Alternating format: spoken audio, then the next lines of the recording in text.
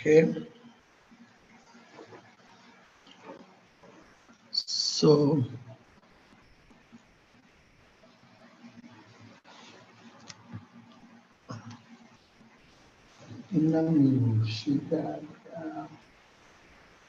okay.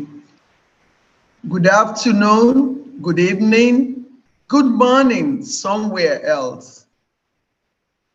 I'm very happy to welcome everybody to this special edition of Yoruba Gbode. My name is Shola Yusuf, the host, but like my people will say, a bird does not fly with one hand. I have with me my Amoye. Yoruba Gbode has 3 wise men. These 3 wise men, they are the life wire of Yoruba Gbode. They are our elders who are very intelligent and who know a lot about Yoruba culture and also the politics in Yoruba land. I'm going to start with Baba Amoye, Professor Adeniran Adeboye. Professor Adeniran Adeboye is the best professor of mathematics worldwide. I know, I'm sure, because he was my teacher that I was able to pass mathematics in college after about 3 attempts. So nobody can do it better. Baba Adeboye, not only the best mathematician, Baba Adeboye is the best lover of Yoruba language and culture.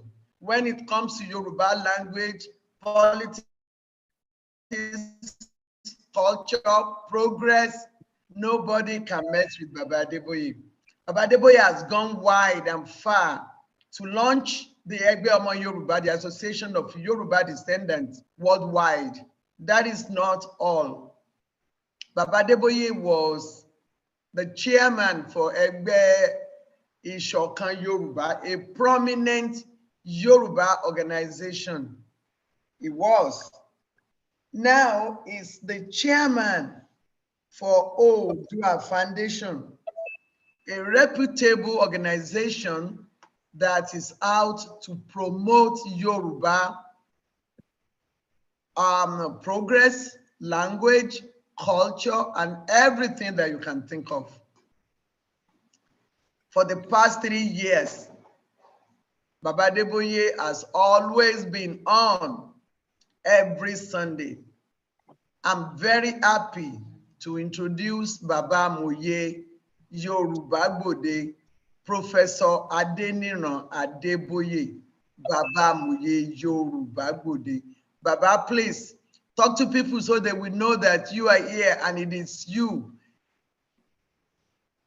Thank you, Olotu. I'm very happy to be here. I want to thank you for the introduction. Sometimes I think you are prejudiced, but that's okay. I am really delighted to be here to welcome everybody, especially our guests. There's probably not about me that you can't find in everybody else, because if it wasn't in you, you wouldn't be here with us. So what we need to do is to collaborate, to share knowledge, share wishes, share anxieties, and share a dream of the future that will take us further than today. Thank you very much. Thank you, Babalawo. Thank you, sir. And I'm not The going next person that I'm share my going coffee. to introduce. No, we don't want to drink coffee. We can be awake without coffee, Baba. Thank you. The next person that I want to introduce is my dear brother, Dr. Biyi Oyefule. We call him Dokita Olopolo. Opolo in Yoruba means brain. And we know that nothing beats that, because whatever happens starts from there. Whatever doesn't happen does not happen because it's not there. What is very unique about Dr. Biyi Oyefule is that even though he's a scientist, the Western science, that is what he is using to treat psychiatric patients. And it is the best. He has done an excellent job about that.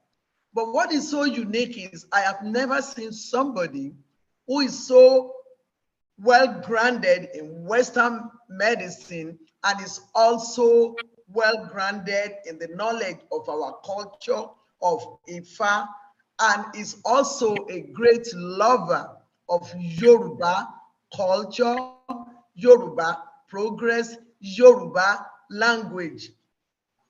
He is actually Otumba, which is a big chieftaincy title in Yoruba land. Is always with us, and it is one of the tripods that we use to navigate on this Yoruba Gbode. I'm very happy to introduce to our people here Dr. Biyi Oyefule, Amoye Yoruba Gbode. Thank you. Yes. Thank you very much, Olotu. I feel very flattered. We're going to speak English today.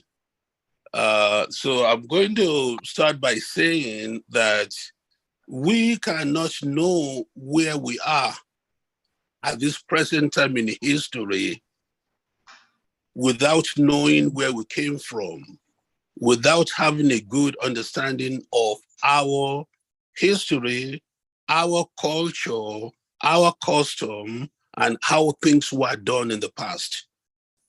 It's in a good understanding of that we have an idea of where we are right now. And it's in doing what we need to do right now that we get ourselves prepared for the future. So the program today will highlight a whole lot of things which Olotu will be telling us about. Thank you.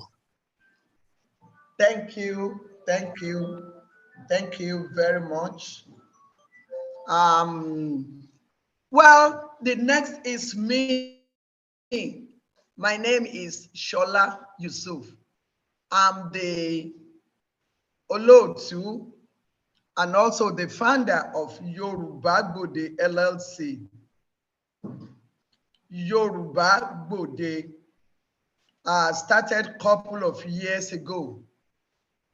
First of all, about me, I was in broadcasting in Nigeria at one time for 5 years and another time for 16 years.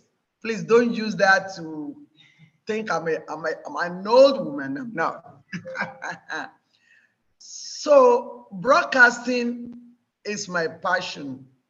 But when it comes to Yoruba language and culture, it's completely different. Yoruba Gbode was established for the sole purpose of promoting Yoruba language and culture. And with the help of my Amoye, the three wise men, and our people, the loyal people who are very loyal, who love Yoruba culture, we have been doing this on Zoom, on YouTube, on a radio, where people can reach that particular radio channel constantly, consistently for the past 3.5 years. Sometimes we will need to use Yoruba language, we will use it. Sometimes we need to use English, we will use it like we are doing today. We love Yoruba language and culture. We have been doing everything. Today's program is very, very special. Very, very special. Recently, some government declared some days as Isheshe. Isheshe, what does Isheshe means? A lot of people don't know. Isheshe, that is our tradition, that is our custom, and that is our religion, the Yoruba people. So when we look for an occasion like this, we are looking for the best people who can enlighten us. And we are blessed to have our Baba here with us, the Araba. Please, I'm looking for Baba. I'm looking for the phone that Baba used. Please, can somebody tell me the name that Baba used so I can focus him? I see Greg Ince. Is that Baba? There's also Lauren Hinz. There's Lauren Ince. That must be husband and wife. Yeah, but Baba is Walter Ince, and that is what I'm looking for. Okay. Emilio Ince, is that Baba? No, Emilio is Baba's son. Okay, which name did Baba use? Aboraboyi Baba, identify yourself, please.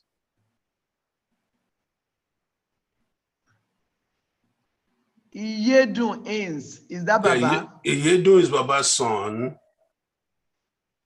Iyedun.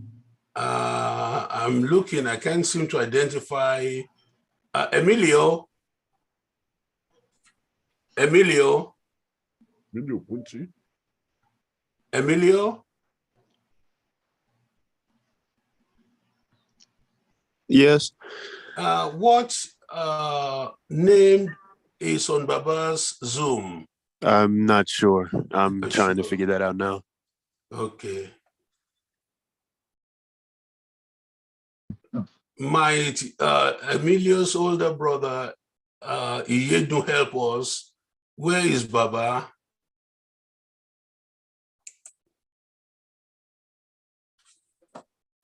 Can you hear me, Baba? Oh, Baba. Okay, put your picture. Can we see you? Can you see your, can we see your face? Baba, please, can you put your vid? Unfortunately, I'm traveling right now, so my camera is not working. Right now, I am unsure as to where Baba is. I am trying to locate them too. Okay, is that Iyedun? Yes, this is the Okay, Baba. if Baba can talk, I will try to figure him out. If Baba can just say something.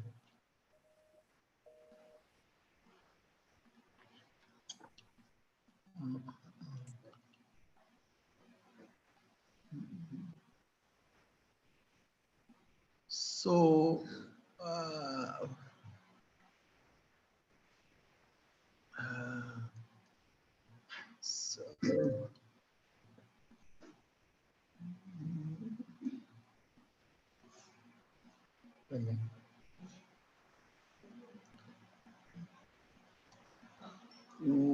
I need to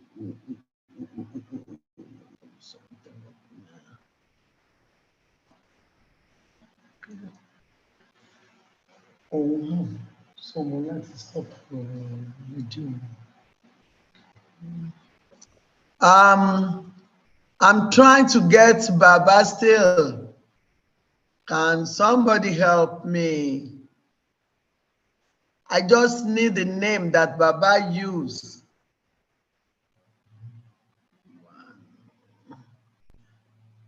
F.A. I don't think that is Baba. Alafia, is that Baba? Mm.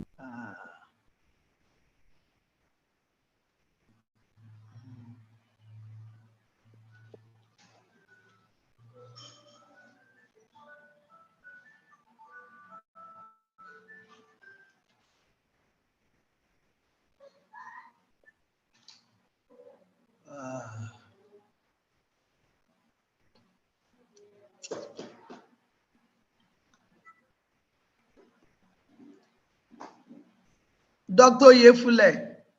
Yes, yeah. Any luck? Baba is on, but he's muted, and we're trying to get him to unmute himself. Okay, Just but maybe I few need to seconds. unmute him too. If I know which, if I know what name or what identity Baba use. Yes, I can't myself either. If Iya Sita can help us with Baba's identity, he's in. I can hear him talk, but he's muted. Emilio Ince, yeah.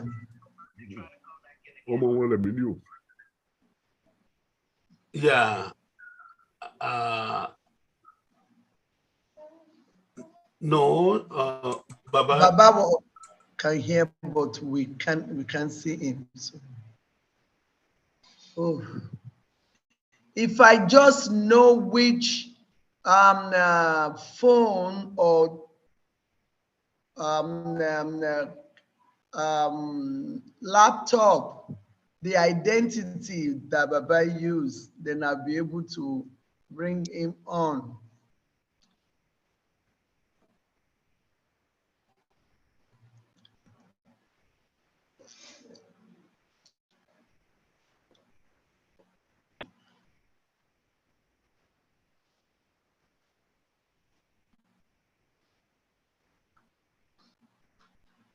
Is anybody with Baba? Dr. Yefule.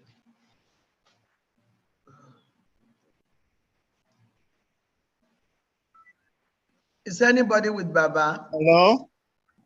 Hello? Can you hear me now? No one is with Baba, but I'm trying to help him over the phone. Hold on. There you are. Do you hear me? Yeah, I can hear you. I see where it says mute, but it is not crossed out. Okay.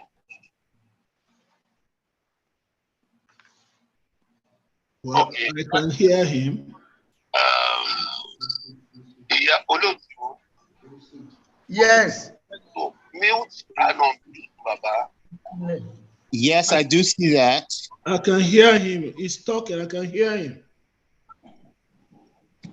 Is your picture on, Baba? Okay, it's that Lenovo. Is that Lenovo tab? I don't see my picture at all. Okay. I think Baba is the one on the Lenovo. Lenovo? Yes, I am on Lenovo. Okay, very good. Now, Baba, I'm asking you to start video. Can you do that, sir? I have pressed it.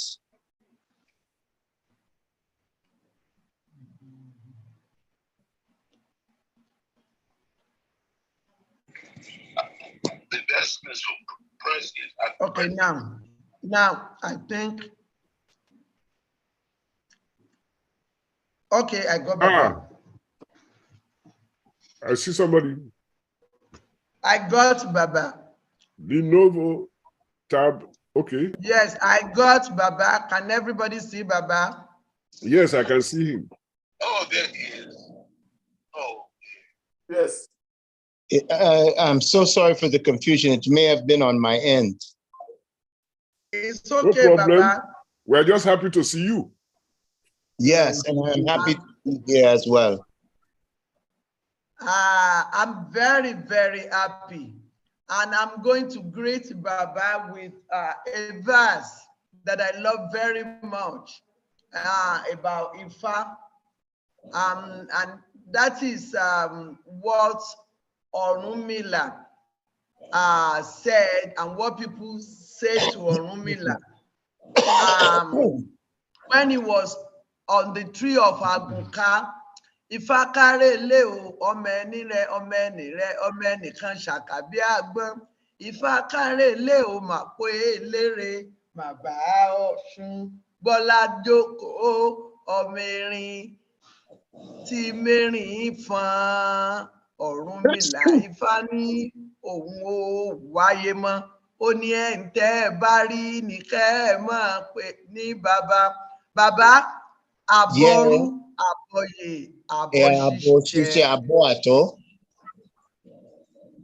Thank you, sir. We are very, very happy that you are able to join us despite your busy schedule. Before I go further, I would like to do a complete introduction of Baba through his bio. I want you to know, everybody on this forum, that we got the best. We are blessed. Baba Walter Joseph Ince, more commonly known now as Baba Walter, was born in New York in the United States. Baba's academic training from elementary school to a postgraduate degree in education all occurred in the state of New York. Though raised as a Roman Catholic, Baba began serious study in the retentions of the spiritual practices that generated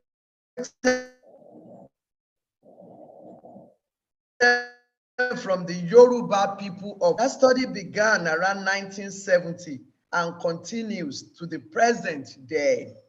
1986 witnessed his ascension to the sacred plateau of initiated priest of Orisha in the Lukumi tradition. 7 years later, we find him in the embrace of Mother Africa as he celebrated his initiation as an Ifa priest, Araba, in the town of Oderema. In 2010, Baba was installed as an Araba in Ijebu, and he serves as the humble servant of the ancestors, Orisha and Orunmila, till today. I have the honor and joy and happiness, whatever you can say, to introduce our special guest on Yoruba Gbode today, our Baba, Babalawo Araba Ifa in North America, Baba Walter Ince. Oh, Baba, you are welcome to this program. My sister, please, thank you so much. So very, very much. I was listening to you earlier, and I conclude that it is so important for us to join together because we are one hand. Our separate fingers may be in different places in the world, but it does not stop us from being the one hand that we are. I want to give great thanks to our ancestors, because it was our ancestors who over here between 400 and 500 years ago, who were so convinced that they must not allow for their traditions and their cultures to die, that they allowed for us to remain as much as we possibly could on this side. Although my initiation into Ifa happened in my motherland in Oderemo, I began my studies here in the Lukumi tradition. People sometimes say, oh, it's different, the Lukumi and the Isheshe, but it is all the same, coming from the same mother source. And the brilliance of our people is that they have always been able to round out what is necessary in each location where they were found. Though we may not have all of the things that naturally grow and that are naturally there, we have been able to hold on to our traditions. And we need to join with one another to see that which we can help each other with. I feel that we are all in the same church. We're just in different pews. It's easy enough to go from one pew to the next. We must make that effort. And I applaud you and all of you who are here that this is an exemplification of an effort being made to make us one, because that is who we are. Thank you so much. Thank you so much, Baba. I'm very grateful. We are very happy that we have you here. What we are going to do, I'm going to ask you some questions so we can learn from you and get a lot of clarification for what we need. Baba, when you decided to do this thing, why did it occur to you that it has to be through Yoruba? Are you linked to Yoruba one way or the other? I know, Baba, that you are Yoruba, but how did you know it immediately that you have to go through the Yoruba to do this traditional thing? There were so many indications that came from me. Just because there's a saying over here that you can take the African out of Africa, but it is extremely difficult to take Africa out of the African. Out of them. That we have to give honor to our ancestors, because I'm living in a land that is representative of the worst manifestation of slavery that the globe has ever seen. People have seen all types of slavery, but where your name was stripped from you, your culture was attempted to slip from you, that they would not allow you to utilize the ways in which you celebrated your ancestors, you celebrated the forces of the universe, and you celebrated Olodumare himself. They tried to strip all of that from us. But because of the energy and the passion and the dedication to what it is that we are, we have to thank our ancestors on both sides of this pond. Why? Because they were able to keep that which was sacred to us here. When I first went into Oderemo, they went away, the Awos went away, and I'm sure that they were trying to read Orumila, to read Ifa, to find out who I was, how I arrived. And they came back to me and they said, you have received Eshu. And I said, yes, I told you that. But I knew that they did not want to take my word alone. I did not receive Eshu in Oderemo or any place in Yoruba land. I received it here. But the proof of the pudding is that though I received it here, they were able to ascertain that I had it there. We have to begin to have full respect for all that we do and all who have held on to what we do. The truth is, my mother is my Isheshe. My father is my Isheshe. My godfather who taught me and took time and patience with me is my Isheshe. We cannot forget these things. For to lose one another is in part to lose ourselves. And don't mute yourself. When I first had to come to my mother, Ibashi, my mother, I knew when I was going to become initiated as a Yoruba priest, I knew I had to divulge this to her. She said to me, son, please sit down. She said, when your great aunt told me to bring you to her so that she could look at you. Now over here, we say when the elder looks at you, it is because they are taking a spiritual glance at who and what it is that you are. My great aunt said, we have another Dr. Bird in our family. Now over here, Dr. Bird is said to be somebody who is going to practice the ancient arts of our people. There's a song in the Caribbean where my people originated from on this side that says, Dr. Bird, a funny bird, a hard bird for dead. You lick him up, you kick him up, but he's a hard bird for dead. It means that Dr. Bird is somebody who is a doctor of the natural sciences of our people. And it's hard to kill him because of those sciences. No matter if you kick him, no matter anything that you do to him, he's a hard bird to kill. My mother told me that she appreciated what my aunt said, but she didn't want that to be my course. Because she said in the Caribbean, sometimes people would come at night to see the priest, but they wouldn't want their daughter to marry that priest. They wouldn't want their son to be friends with the priest.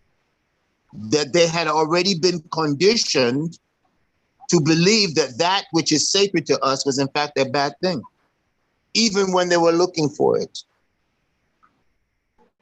I left America to come to Nigeria and found some of that very same thing. A man, Babalawo Weaver Ibashe, was living, he had left America to live in Lagos. He had conducted his business there as a filmographer. He had asked for me to become a participant in a commercial that he was doing. In that commercial, there was a woman who was native Yoruba. And she said to me, what are you doing here? I said, I'm here because Babalawo invited me. She says, no, what are you doing in Nigeria? I said, I'm here to continue my study in the traditional arts and sciences of my people. She said, why are you doing that? You're already in America, you're an educated man. Why are you coming over here for that foolishness? I told her at that time, and today I still believe this. I said, some of us were taken as slaves and brought over 6,000 miles, 6,500 miles to another land. I said, it's a very, very hard thing to be taken away from your people, but it is a much more insidious thing to have somebody come into your own home and tell you that the soup that your mother gave you, the soup that your great-grandmother gave you, that your great-great-grandmother gave you and has sustained you to this time is poison. And the soup that they are offering that you never knew anything about is the thing that you should be digesting. Slavery has had many manifestations, both at home and here abroad. We must shake this off and reinvest ourselves in ourselves. The beauty that you have to make a strong rally around the language and the culture is only the tip of the iceberg that we must employ ourselves in order to have ourselves be with ourselves fully again. I have been very, very fortunate. My ancestors have blessed me so that I would be able to go back and see their face. This is not a little thing. I have been blessed to be in many places, in Ibadan, in Oderemo, in Ijebu Igbo, in Ijebu Ade, in Oshogbo. I have been blessed to see many, many, many places from my home. And each place I learned a little thing. I may still only be a small boy in this, but we learn in the first Odu of Ifa, Baba Ejiogbe, Ogbe Meji. It says, bit by bit, we learn to eat the head of the rat. Nothing is done all at one time. We must learn to forgive in that very same sign. 1,001 times out of 1,000. We must say to ourselves, what is the extra time? It is the time that our brother or our sister may have offended us in the future. They haven't even done it yet, and we need to forgive it before it even occurs. People throw around a lot of things concerning Orunmila, concerning the Orishas, concerning the ancestors. They said that Orunmila's first wife must be Iwa, must be character. But too often, we treat ourselves with a lack of character. It is not completely gone, it is still there, but we must be energetic to revive it amongst ourselves. I want to tell a small story. Some time ago, almost 2 decades ago now, I was in Lagos. And there was, I don't even know his given name because everybody called him Baba Firewood. He sold cords of firewood by the train station. And he was very kind to me. I would sit with him for hours and he would tell me a lot of things about different Odu in Ifa, different practices in Ifa. He didn't know me, but took a liking to me and treated me as though I were his son. One day when I was again visiting in Lagos, I went by his post, by his station, and he wasn't there. And so I just sat to wait for him. In the process of waiting for him, there were a number of people that came and picked up cords of wood that were there, and they left money in this little dish. And I watched it go on for maybe 2 hours or so. And I said to myself, anybody could have just come and taken it. Who would have known? But they didn't do it. And they didn't do it because this is the active exemplification of Iwa. They were not going to steal from somebody who was providing them with something every day. Yet, I grew up in New York City. And in some neighborhoods, if you left your car unguarded, you would come back to find it on cinder blocks with everything of any value taken from it. That's right. Two different environments. The dichotomy is striking.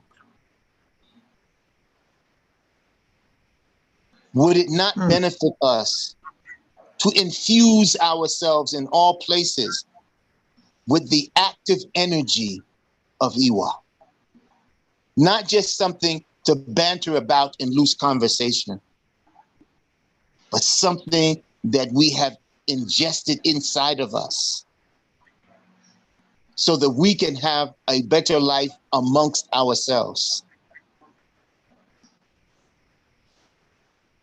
We clearly have been the example for the world. There are too many things just in this brief time that we are together now, even to talk about those things that we are responsible for.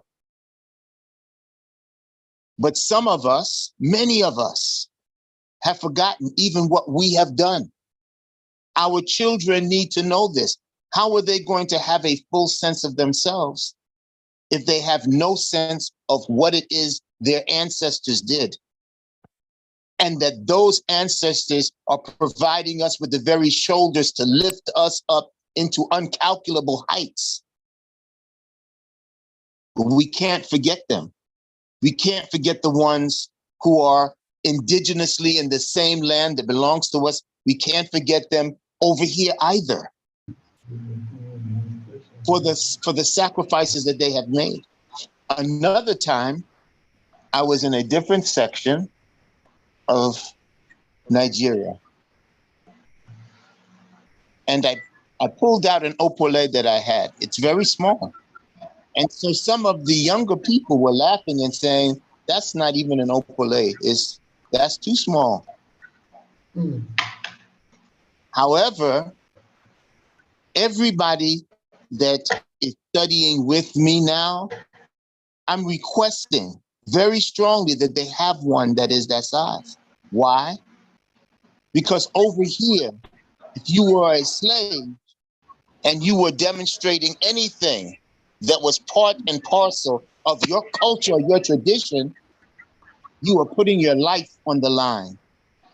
At the very least, they would cut your hands off.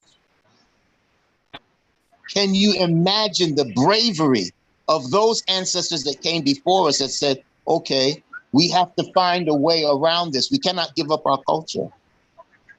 Now they're calling them pocket opoles. But they made the opole small enough and they were worn inside of the man's pants under his scrotum. Why? Because he could be searched as a slave at any time. But most men are not going to try to search another man in his private parts. So they kept it there. If it was larger, it would have caused attention. To remember those ancestors whose names we don't even know. We use that small opole to remind ourselves of a time when we didn't have freedom to express our spiritual beliefs. And we even could have died because of it. In Cuba, where my father came from, they have a system of drums that they call cajon. Cajon in Spanish means box. And that's exactly what it is. It's a box. The sacred drums, the anya, they knew how to make them. They, in fact, had made them, but they had to bury them because if the slave master saw that you had something that was intrinsically a part of your culture, you could be killed. But they created these boxes that imitated the tones of the anya. And this is where they would practice and play, except for sacred ceremonies. There are so many of these little things that we need to remember on both sides so that we can have the commensurate respect and understanding of where we came from, and that we can fully propitiate our ancestors on both sides who have been there looking out for us. Thank you, Baba. You have answered most of my questions that I haven't even been able to put out. But I'm going to ask this specific question. I love the story about where people will put money there and it's safe. Things have changed now. At that time, when people will put money there and it was still safe, we witnessed some of it too. When you would buy something and the seller was not there, but you saw the products, you know how much they were selling it, you just take it and put money there. Another person will come and he won't take the money that he made there, but he will add his own to it and take the product and go. At that time, it was the time of nothing, when people don't have anything. Now we have everything now. There is no honesty. What do you think caused that? We have everything. We have more money, but the honesty is gone. Can we pin it down to something? We have to believe that if it was there before, it can be there again. Our tradition says that what came before will come again. But it will not do so by our just sitting on our hands without putting forth an effort.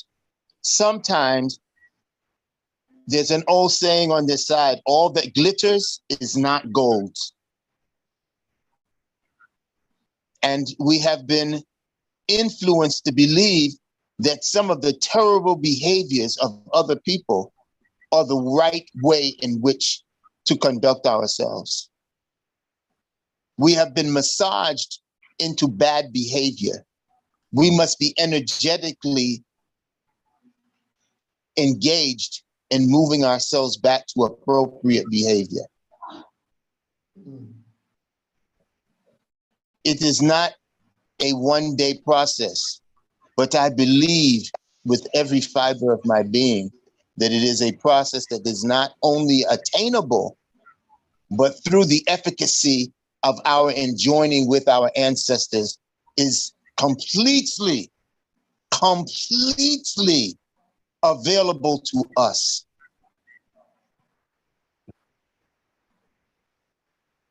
I know for myself, I can only speak from my personal experience. Here I was somebody who never really thought about going to Africa, didn't really even think about becoming involved as a Yoruba priest. But there have been so many little signs along the way. It was impossible for me as a person not to pay attention.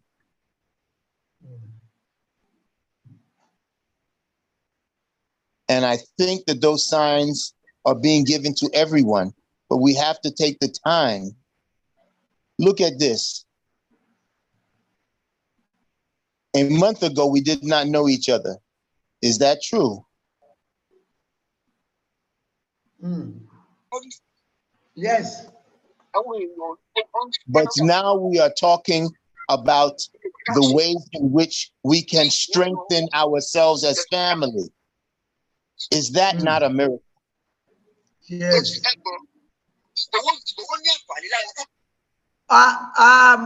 Who is that? Please mute yourself. Please go on, sir. Yes, sir.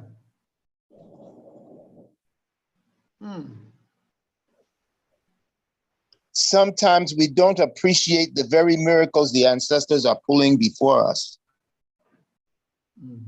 I met Baba B years ago, and I had already been initiated in Ifa, but I was suffering because when I came back here, I had been in Nigeria, and when I came back here, I had malaria when I was there. I did not realize that if you had a very full-blown attack of malaria that you should not get on a plane, at least within another 2 weeks. You needed to wait because they may have taken care of most of the parasite, but the microscopic parasites, the submicroscopic parasites, they were still there and would be antagonized and activated by the pressurization of the plane. So when I came back here, within a day, I was really, really, really sick. And I went to a hospital. They had never had a malarial patient there at all, because this is America. It's not something that happens. And so they gave me what was a product that is used generally for malaria, which is hydroxychloroquine, without understanding that at least 87% of all Black people are allergic to it. And so my nerves were severely affected. And at one point, I was walking with 2 canes. At another point, I wasn't even walking with 2 canes. I was in a wheelchair. I was invited to an IFA study group. And to be honest, it wasn't that I didn't want to go. I was just not well.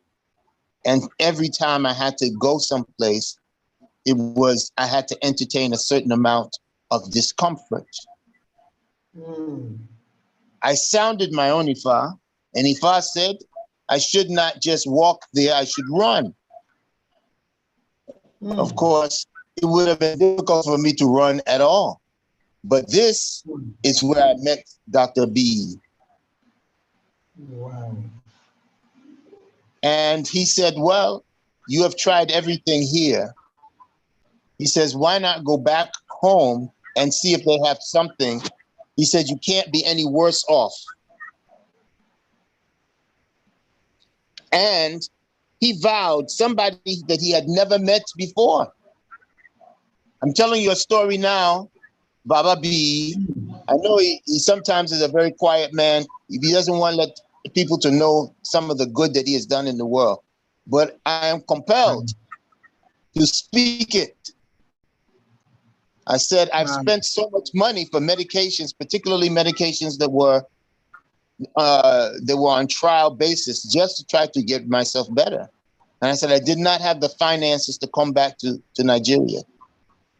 He says, no problem. If you can't do it, I will provide it, and I will even take you. Wow. He doesn't tell the story. It's okay, because I'm going to tell it. I did have some of the people here who contributed to that trip, but Dr. B.E. kept his word and he went with me. This is how I found Oderemu. I mean, not Oderemu, Ejebo Igbo. And when I came back, I was not using a cane. I had the cane under my arm. Wow. There are so many things that we have. All medicine is not allopathic medicine. No disrespect to you, Baba B, but it is the truth and you know it.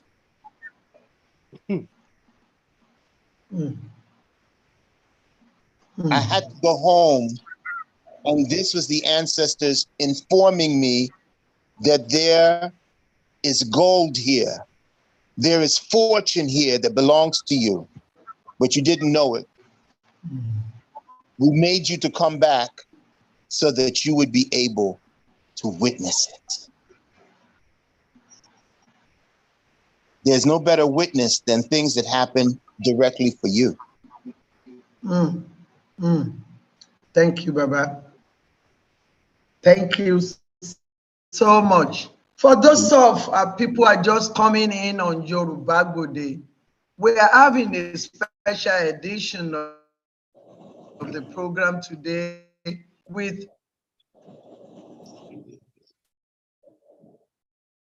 Baba Walter Ince. Baba is telling us about his journey, where he was coming from and where he is. I'm going to give our people opportunity to ask questions. But before I go there, one of the questions that comes to my mind is,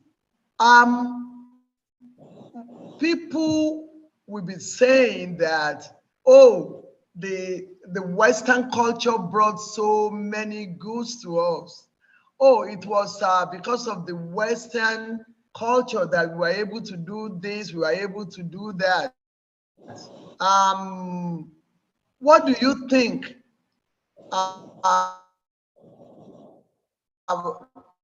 Do we get more from Western? Is there any way that we can compare what we gain and what we lost when we are talking about the civilization and Western culture, in comparison to our own culture, Ifa and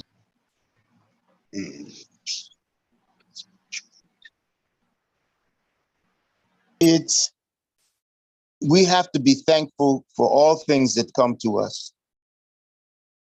But our neighbors to the north and the west, if they were giving so many things to us, why are they constantly stealing from us? Their museums are filled with the things that belong to our people.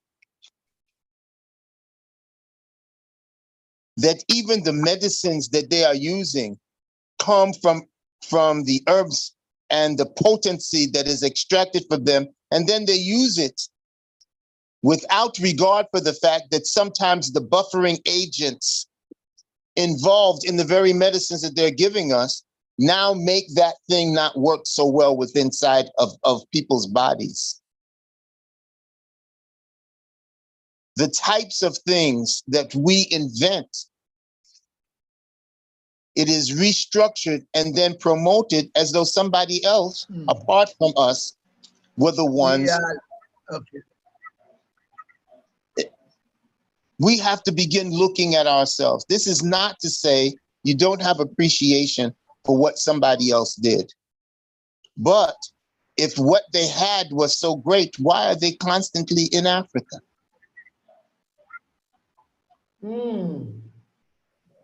They tried slavery on other peoples. They came and got us. Why? It was because we were stronger and more able to deal with the diabolical elements that they were placing upon us. But we're not given credit for anything. And that is across the entire face of Africa. It isn't just Yoruba land.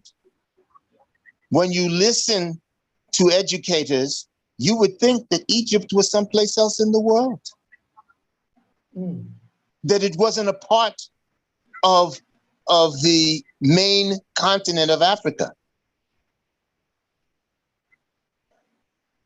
There are so many, many things. Even to today, the royal palm tree is responsible for over 400 medicines currently used today. And yet the royal palm tree will not grow in a cold climate.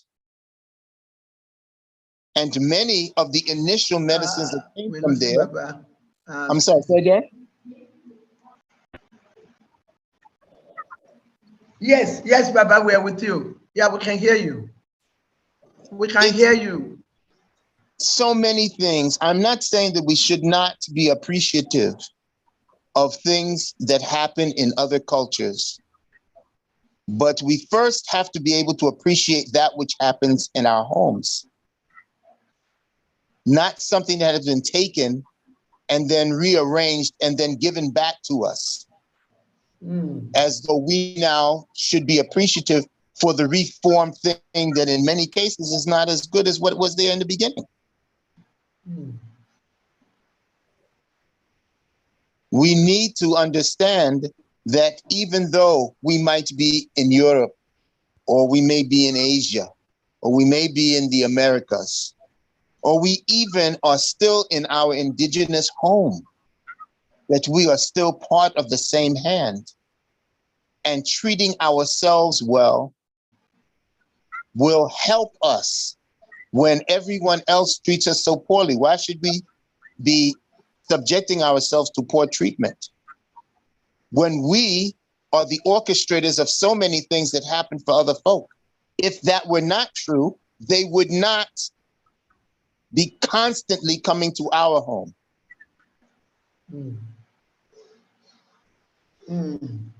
Thank you, Baba. Thank you so much. I'm going to have other questions, but at this point, I'm going to yield to Baba Moye to take the floor. Baba Moye. Baba Moye. I'm here. Can you hear me? Yes, we can hear you now. Yes. I am so happy.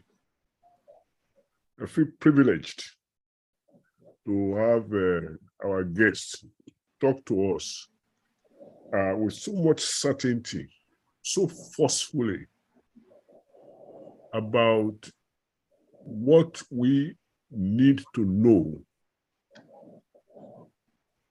what we need to do with ourselves, what we have not been doing, or what price we have been paying for not doing them. Let me also say that I grew up in a Christian home surrounded by tons and tons of Muslim relatives. But my grandfather, father of my mother, was a distinguished Babalawo, so that every year I had an opportunity to circulate among practitioners of different philosophies of life.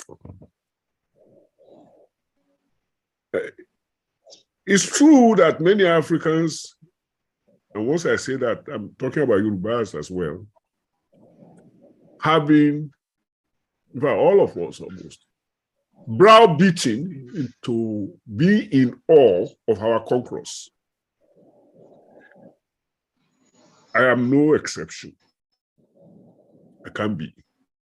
However, yesterday's story needs not be tomorrow's story unless we have just fundamentally lazy thinking. We have seen the pain and the punishment that was brought to our doorsteps and used to put us down and to write us off and to take us as disposables. We've seen that. But our tormentors made one big mistake. And that mistake is what I want us to seize on. It was a big mistake to allow Black people anywhere to go to school. Because when you go to school, you get to know the secrets of your tormentor. You learn chemistry, you read the Quran, you read the Bible, you use what you are reading there. They intend for that to be something that makes you feel inadequate. But then you compare notes with what you are born into, and you start asking questions. You're a troubled child because you're wondering what is in this imported philosophy that ranks it above the one that belongs to our indigenous people. And then you eventually find an answer. Mm-hmm. It is that answer that our guest has been revealing to us. I'm just going to put it in my own language. And I hope where we agree, we do. And where we are not yet agreeing, we're going to find a way to agree, because agreeing is needed. among us in order to help our people move forward. Number one, I start with the Bible, where I agree. It says, "Owó ni ìdáhùn ohun gbogbo. Owó ni gbòǹgbò ẹ̀ṣẹ̀."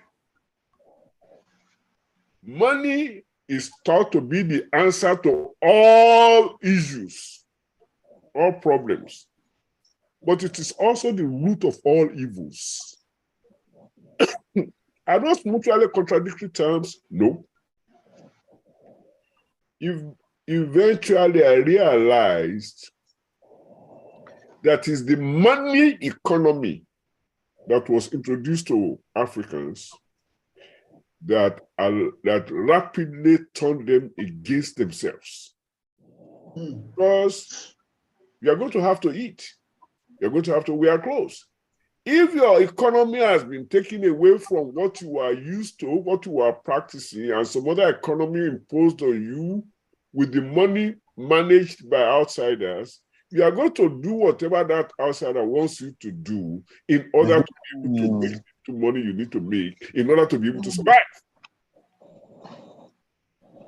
That's the conclusion that I reached about how we got so browbeaten. It's not like we are that naive or that the message was that really powerful. Is that the reward for following the master. The Yoruba have a proverb. They say, "Eleku lulobe." That is, the person who has the handle of the knife controls its use. So the knife, in the case of African people everywhere, has been the rude alien economy that was planted among them exclusively so that their own method of economy and what have you was taken away, and the reward for doing whatever you were told to do was manifestly more than if you did it otherwise. I'll give you an example. In 1962,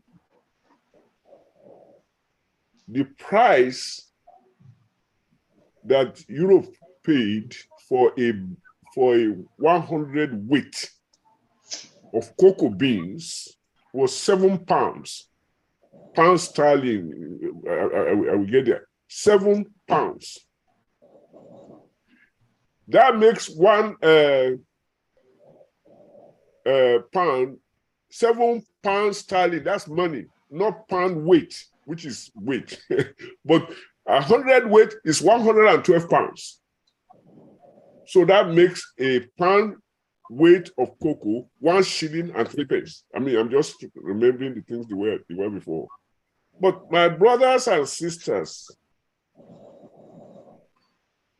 1 ounce of 1 pound of cocoa was simply too much to make chocolate for Godiva. But suppose we say that Godiva was made for one pound of cocoa.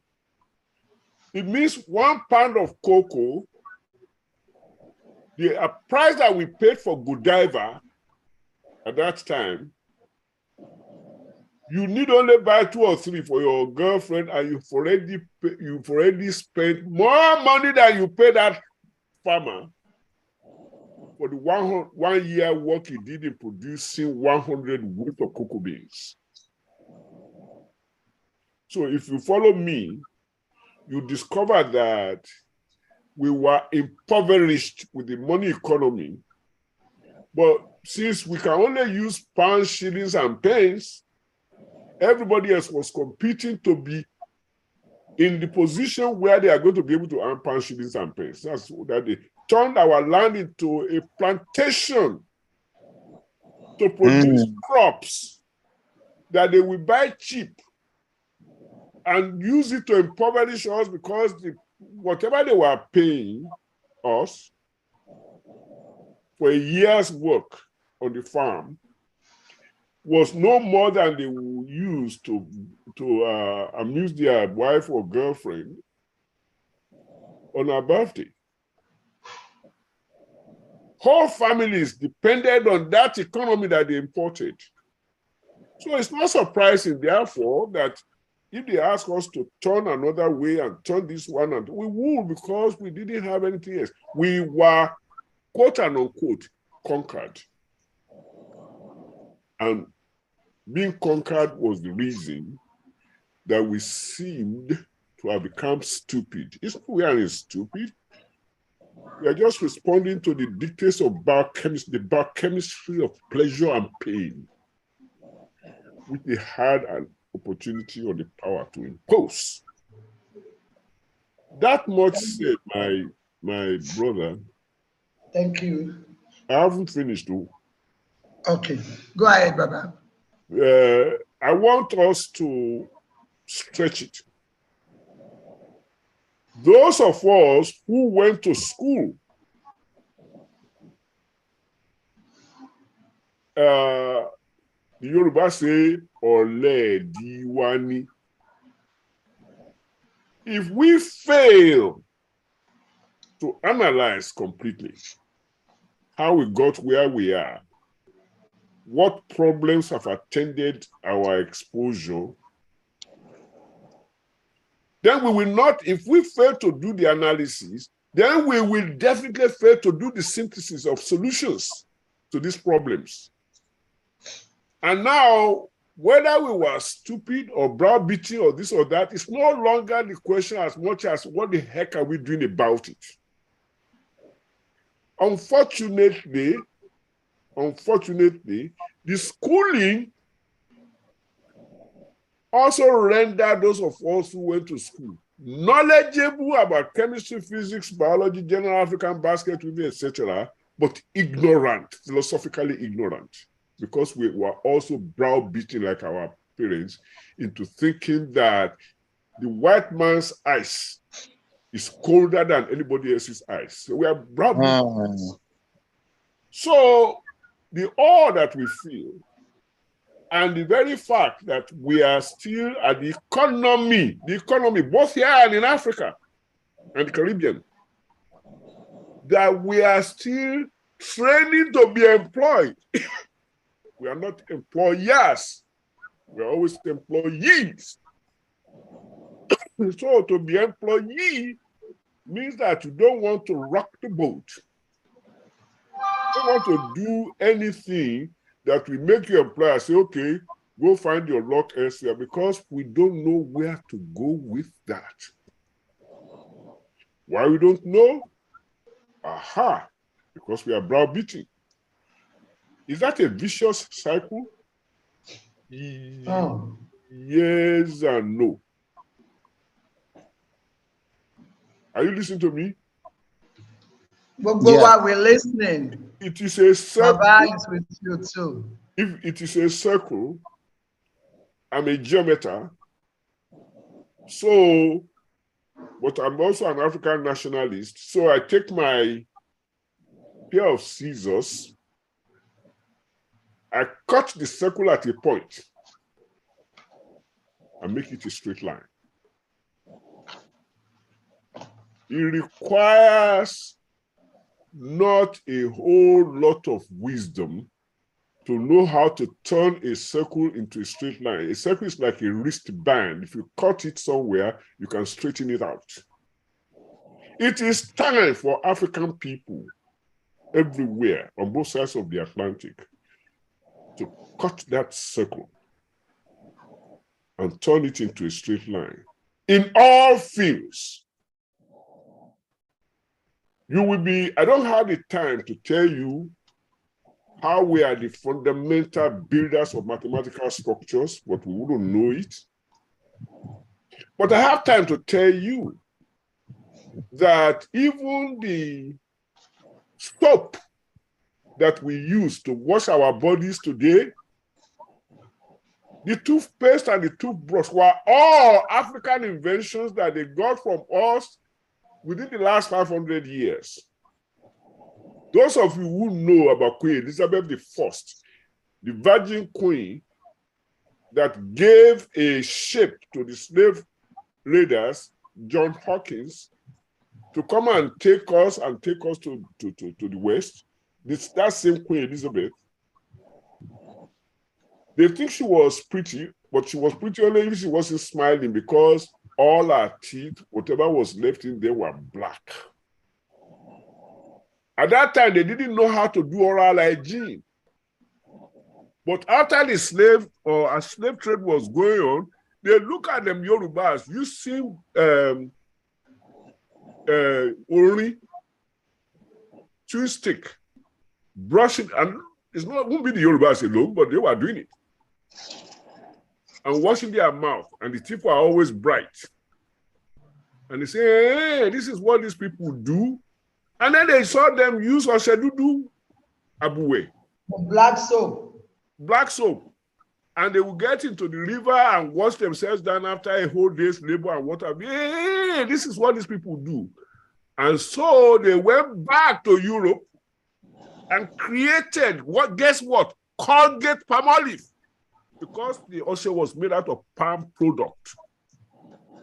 That's why we were not only selling them cocoa, but we were selling them palm kernels. Are you hearing me?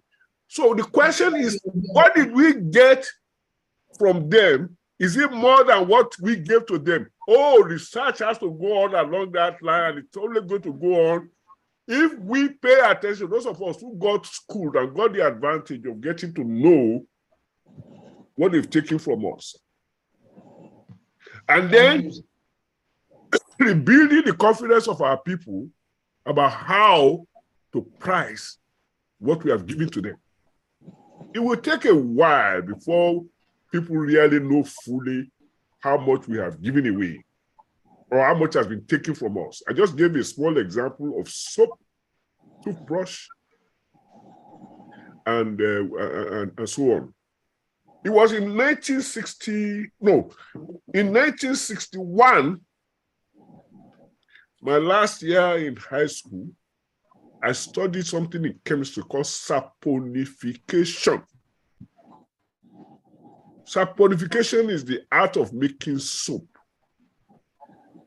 The chemistry of soap making, chemistry for school certificate. I mean, you have Caribbean connection, so you know we had to take examinations that were given in Nigeria, graded in England, and all of that stuff in those days. So we had to study whatever we had to study thoroughly. Saponification in Europe was in the 18th century. In the 18th century. How did they get it? You look at it, go and read Holderness and Lambert, school certificate chemistry, and you will see that what we have been using for millennia, they didn't know how to get it until the 17th century. And I can name many other things like that with confidence, so that our own devaluation of self is based upon somebody coming to your house with a gun, and your family and children are there. What do? You panic. You know that if you mess up, it's going to waste you all, and so on and so forth. You panic, you surrender, and then you say, well, maybe another day I will be able to save myself. Our ancestors on both sides of the Atlantic panicked, they surrendered, and it is now up to us as a people to reward them by saying, well, thank you for your patience, thank you for this, thank you for that. We have had an opportunity to know what is wrong, and we have found a way to get out of it. So thank you very much, sir. I appreciate the opportunity to share all this with you. But let's not limit it to Isheshe. There's nothing in Isheshe. There's nothing in any religion that makes it superior to Isheshe. Isheshe is nothing but a philosophy about where we all started. And as far as the Yoruba are concerned, Tí Olúwa ní ilẹ̀. Ayé àtàwọn tó tẹ̀dó síbẹ̀. The earth is the Lord's, and all the people who live therein. There are no wars. There is only where we have lived and where we have formulated our philosophies and our activities and what have you. We are not grudging anybody any progress. We just don't want ours taken away. Tiwa, we want to be able to hold on to what we have. We want to share knowledge harmlessly, but not at a disadvantage to us, as a benefit to others. And the world is economic. We just want to make sure that we are not prevented anymore from taking full part in it. Thank you, sir. Eshim Baba, thank you so much. That was Baba Amoye reacting. So I'm going to let our guest Araba, Baba Walter, reflect on that. But before I do that, I'm going to call the second Amoye, Dr. Biyoye Fule. And by the way, Yoruba Gbode, we have Amoye Meta, the three wise men. Engineer Oyetunde took permission to be away for family engagement. That's why he's not here today. Baba Biyoye Fule, you have the microphone, sir. Thank you very much. Thank you, Olutu. Can you hear me? Very well, we can. Okay, I'm going to split what I'm going to say into two parts. The first one will be in response or continuation to Professor Adeboye, that our finances, our economy was bastardized by our conquerors. They turned everything upside down on us. They increased the price of what they sold to us and minimized what they paid us for our things. And he did say that this has to change. And I'm glad to say, without being political, that the changes has already started. It's ongoing. The Republic of Niger, north of Nigeria, sells, or rather sold its uranium at 0.8 euro. That's 80. I don't know what the euro currency unit is. Even if you make it equal to $1, so exactly, just as an example. Okay, and they buy a kilo of uranium for 0.8. As the professor says, let's call it 1. They buy it at $1 or €1. But the price of the same uranium in the world market is €200. But with force of arm, the French insisted the Nigerians must sell it to them at €1, less than €1. Fortunately, some smart, forward-looking individuals in Niger said, hell no. French, you've been here for 62 years, out. And they are in the process of kicking the French out. Thank God for that. So that type of thing is going on, and it will continue to go on as we stop playing second fiddle to our oppressors and our conquerors. And that's one part. Second part, I'd like to speak about the Lukumis. Baba spoke briefly about being of Lukumi ancestry. And I was hoping that he will elaborate more to us about who the Lukumis are. But I can very quickly mention who the Lukumis. The Yoruba word for my friend especially in the southern part of Yoruba land. I know we Jebus use it. We use Olukumi, Olukumi for friends. So during the slave trade and the slave transportation to the West, they found some people calling each other Olukumi, Olukumi, Olukumi, my friend, my friend, my friend. So the word Olukumi was anglicized. It was anglicized or Hispanolized into Lukumis. So the Lukumis who are mostly in Cuba are Yorubas. And fortunately for us, some of our brethren who were taken across the Atlantic took their Ikin with them. Some of them even swallowed the Ikin. Ikin is the divination equipment for Ifa, and they took them with them. And so those people gave, they're the ancestors of the modern Lukumis in Cuba. And fortunately, they still retained an 18th century, 19th century version of the Yoruba culture. And it's not only in Cuba you find these Yoruba people, you find them in Brazil also. I understand there's a humongous number of Yoruba cultural people, religious people who believe in our Isheshe over in Brazil also. And it's not only in Cuba and Brazil, Trinidad and Tobago's, and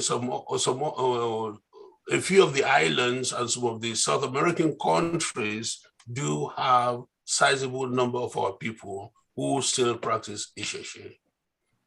Olutu, thank you. Thank you. Thank you so much.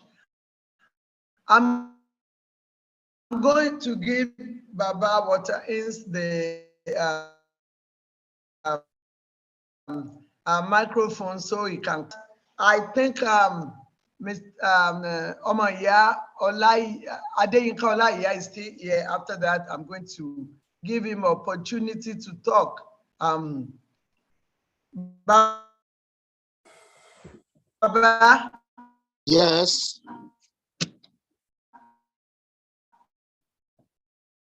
You have the microphone, sir. Okay, okay. I'm appreciative of of what my brothers and my elders have offered. We have to have these kinds of discussions and exchanges of information. It will allow for us to have greater appreciation of where we are and who we are.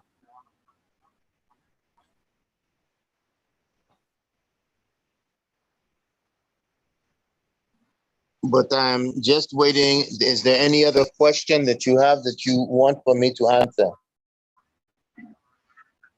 Yes, yes, we have other questions. Adeyinka Olaiya, where are you? Yes, Adeyinka Olaiya is our brother in Brazil who has been doing a lot of coordination on Yoruba culture. I have this opportunity. If you have a question or if you just want to say hi to Baba Walter, you can do that. You have the microphone. Okay. I can get him. I'm going to. Yeah, I see him. Yeah, he's here. Open the microphone for. Are you getting me now? Yes, Baba. Thank you. All right. Baba, go ahead and ask questions. I've been trying to link, but I was just listening. Michelle Laboru, Michelle Laboyu. Thank you very much for sorry, I came in so late. I've been having a program all the night, actually. I can't see Babalawo. Are you? I am here. I'm here. Okay. Okay. You frozen. Thank you. Are you here? Thank you. Thank you. I just want you to say something about. I know you must have seen. I live here in Brazil, actually, and I promote Yoruba culture, the Yoruba tradition, and the Yoruba religion here in Brazil and around the world. I have been very fortunate to have been to Brazil on 2 occasions, but they have been a while ago. And I was very well received by people there, particularly in Afonja. Okay, that's very good. I just want to, you see, in recent times here in Brazil, the Yoruba language has been, but Ifa as a religion or a philosophy or a practice is quite. It's like I don't know how to describe it in Brazil. It's becoming a kind of I don't know. I can't find the right English. Everybody wants to know about the Ifa in Brazil now. Everybody, and for that reason, Yoruba language is becoming very important. But they say to know Ifa very well, Yoruba will also help you. You know, how do you see the future of this language, Yoruba, in the practice of religion or Isheshe, or how do you say it in the US there? How do you see Yoruba? What do you think? What they say Yoruba is like here we say Yoruba is the language of like if you want to speak with the gods, you have to speak in Yoruba. Like here in Brazil, before we have to come into it to tell them that Yoruba is a language. But by now we tell you that to speak Yoruba, you have to be initiated into religion. That Yoruba is beyond what just anybody will speak. Before here in Brazil, in the shrine, they will tell you before you pass through a particular line where you speak Yoruba, you have to be initiated.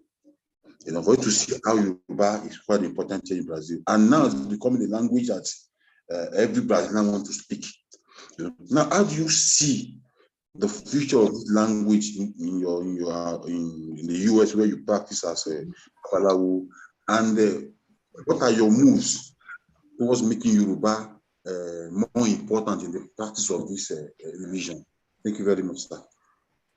We have had a lot of imposition in our lives, keeping us from many of the things that are natural to our spiritual system. So here in the United States, the oldest people initiated, we haven't yet seen a century. So we're talking more about Cuba, where the conversational language is Spanish. Here in the United States, the conversational language is either English or Spanish. And that what we have from our tradition is the spiritual language of Yoruba, so that our prayers are in Yoruba, but it has been tainted by the overriding languages of the enslavement. Trying to even get back to a purer form puts us in the position of understanding that some of the things that we say, when I've gone back to Nigeria and I have given them songs that we sing, one of the Awoze told me, he says, I recognize that it's Yoruba. He said, but it's so old, I'm not exactly sure what you're saying. There's a lot that we have to go over, and in each of the places where our system has a root, there are different situations. Language is very important because language gives us spirit and the promotion of where it is that we are in terms of our belief. But we also need to understand that those things happen in small conclaves in different places. And so the expression of it is not exactly the same as conversational Yoruba today.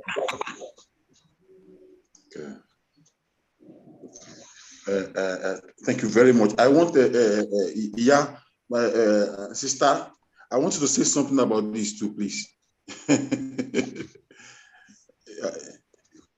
Is he with us? Hello? Shemi. I want you to say something about how do you think we can better the use of Yoruba language in the parts of this religion? Because here in Brazil, I'll be sincere with you, I still can't find how best to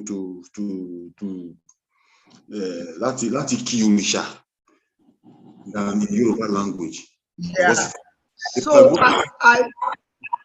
I think, like Baba rightly put it, language is an essential part of a culture. Okay. Language is very basic in culture. But what we have seen with people learning Ifa, people who don't even speak Yoruba, the way they learn Ifa, the way they explain it, the way they recite Oju and everything, it shows that whatever you want to do, there shouldn't be a barrier. So a lot of times I spoke to some people before, they would say, okay, if I say I want to learn Ifa, I want to learn Oju, and I want to start by learning the language first, a lot of people see it as like, okay, I am wasting time. Let me just get at it because it's something that I want to learn. So I've seen that happening.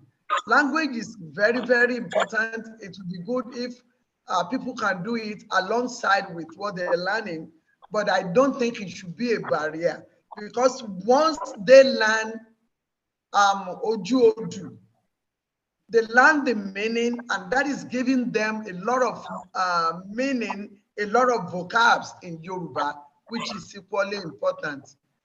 But I always encourage that, you know, we should learn the language alongside. But a lot of our Babalawo, including Baba Watchers, they have shown us that the language shouldn't be a barrier in learning the spiritual aspect of Ifa. Thank you very much, ma. Sorry to call me again. I have to thank Baba and I have to appreciate him. I have to be sincere. I hope he's hearing me. I have to be. Yes, he's hearing you. Baba is hearing I'm hearing you. I have to be sincere. I have just thank you very much for this. I've seen Babalawo from the US and doing this to me. In fact, it's another reason why we should give value to what we have. And I would just want him to something, you know, like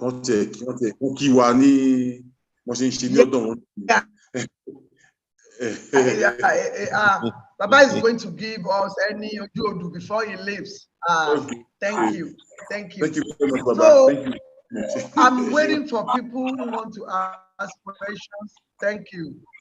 So I'm going to give people opportunity to ask questions, but you know me, I'm not going to keep quiet and let us be cold. You know, we're not going to be cold through this program because we are learning a lot. While I'm waiting for people to raise their own question for Baba, you know, we were talking about what we had in the past and what we have now. There are advantages and disadvantages.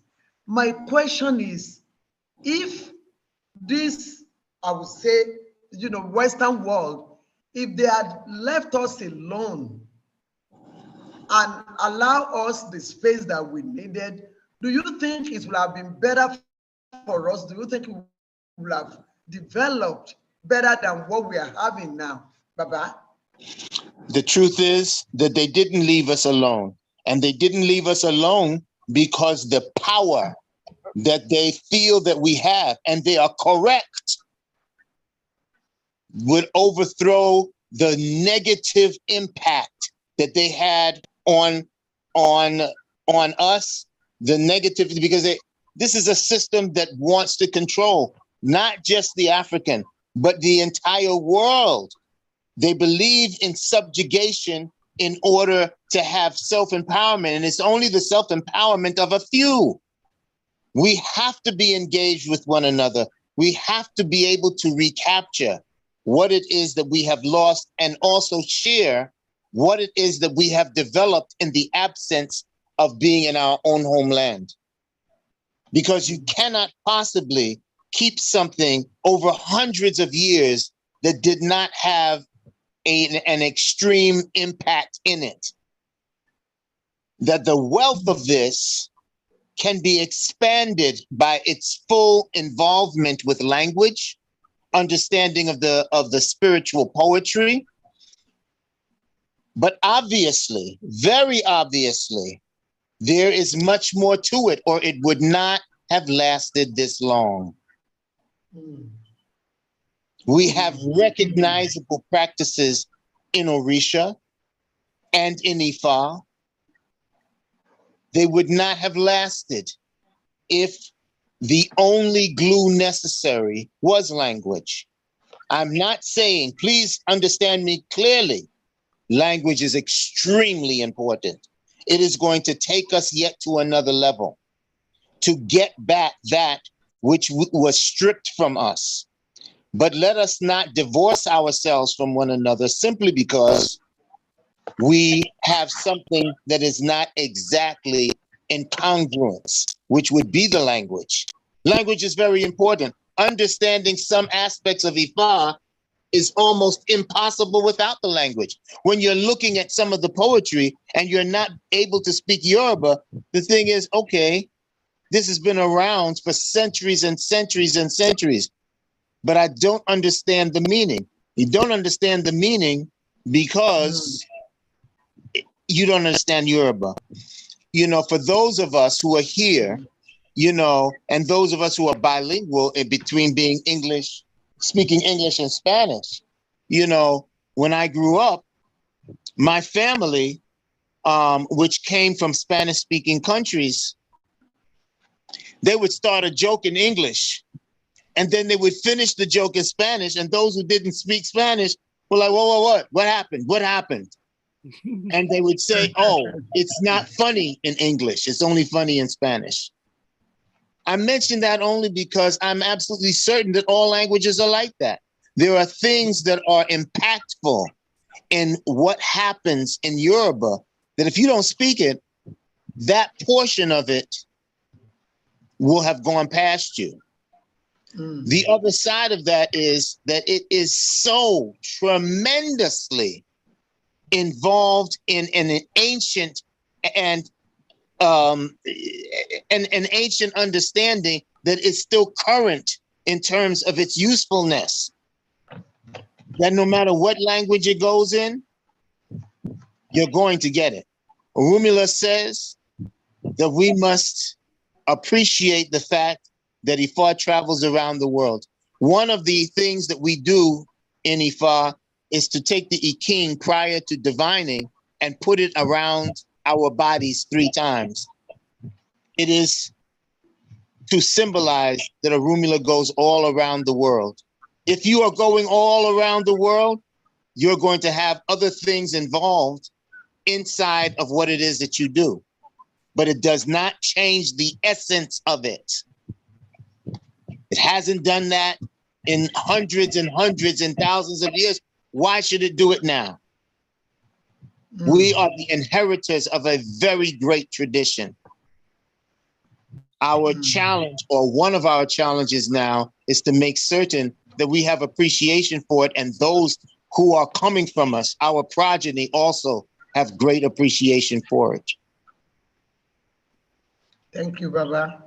And on that note, on behalf of Yoruba Gbode, I'm going to pledge that Yoruba Gbode will give scholarship to 2 people, Baba, from your end, any 2 people that you can refer who are interested in learning Yoruba language. Yoruba Gbode as Institute of Yoruba Language, and we teach over the Zoom across the world, where people learn, where people are able to speak Yoruba after some time. So we will do, we will give 2 people that you refer or that you recommend for scholarship to learn this language, so we can keep doing what, you know, is best for us. May the ancestors continue to bless you for this. This is very powerful. Thank you. Thank you. I share. I'm going to take, okay, I see people raising up hands. I'm trying to pull them up. Okay.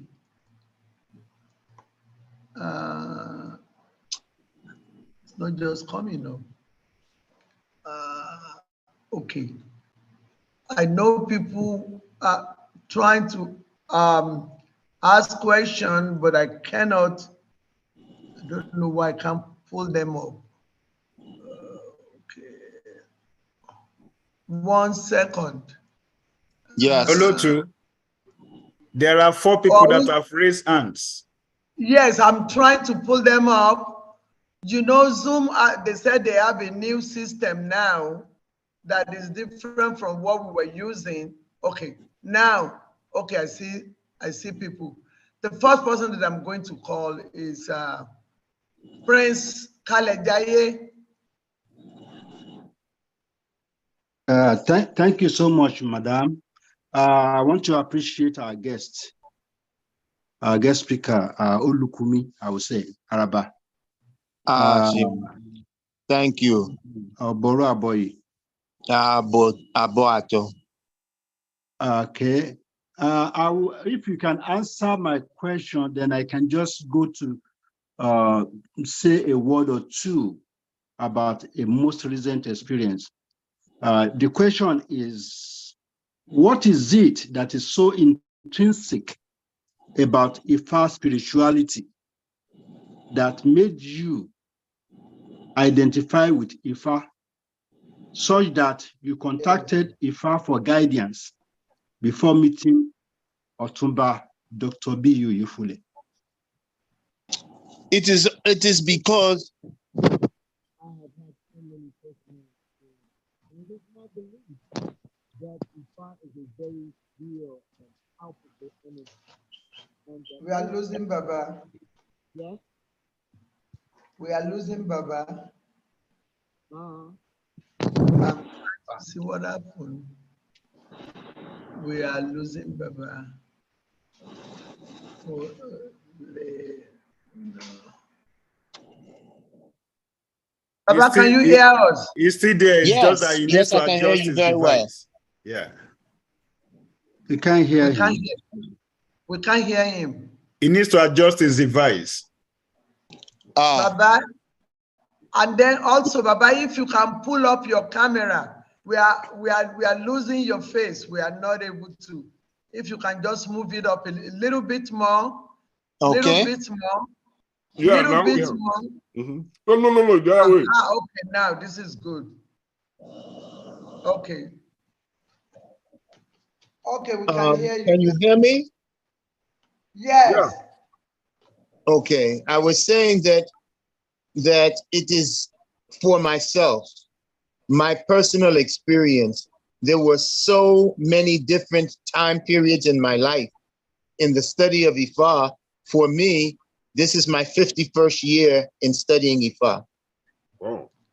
And there have been so many instances that says that this is something that is not just real in your personal life, that it is real in the lives of your people and of the world. You know, we most assuredly have to give a very strong look at the things that Orunmila brings to us. That every time we turn around, there is some other indication of this being a very real and palpable piece. Those individuals who have come to the mat where I have been the diviner, and then they call me back and they say, oh, Orunmila was exactly right about this. Oh, Orunmila was exactly right about that.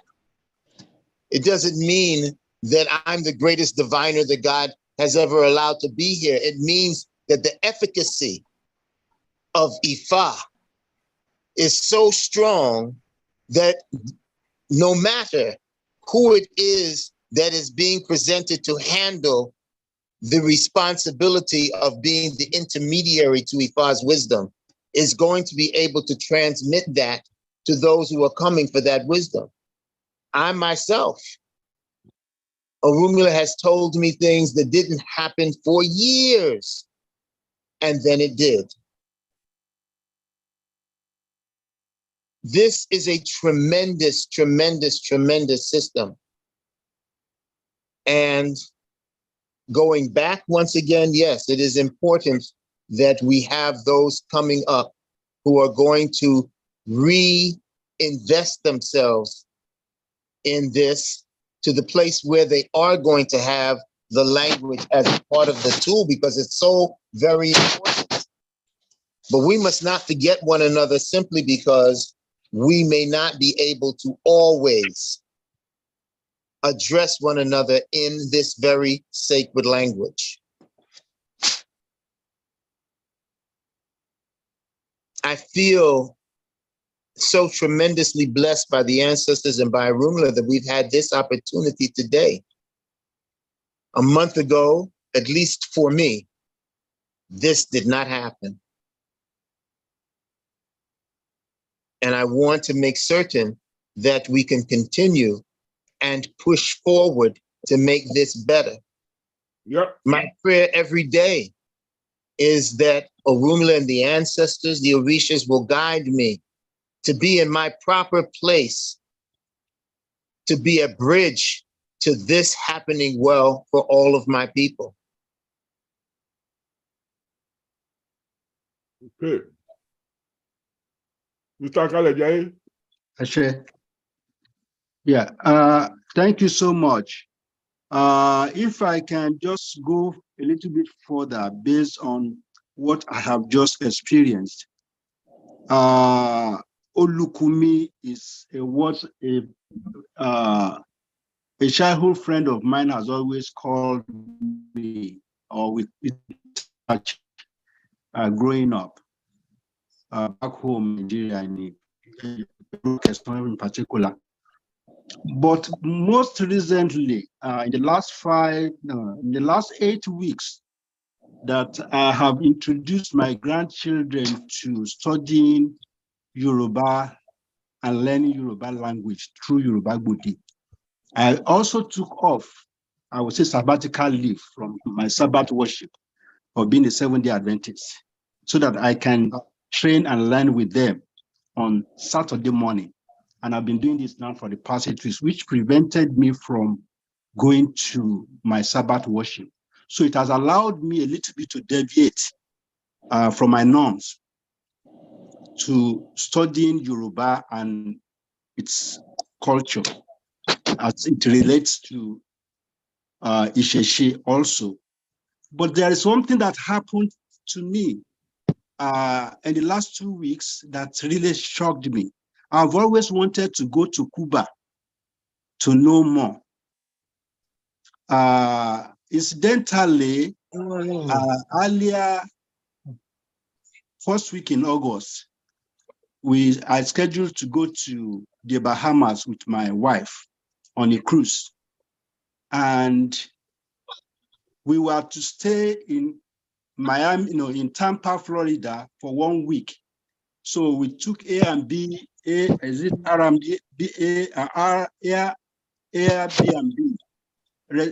lodging in a place in Tampa.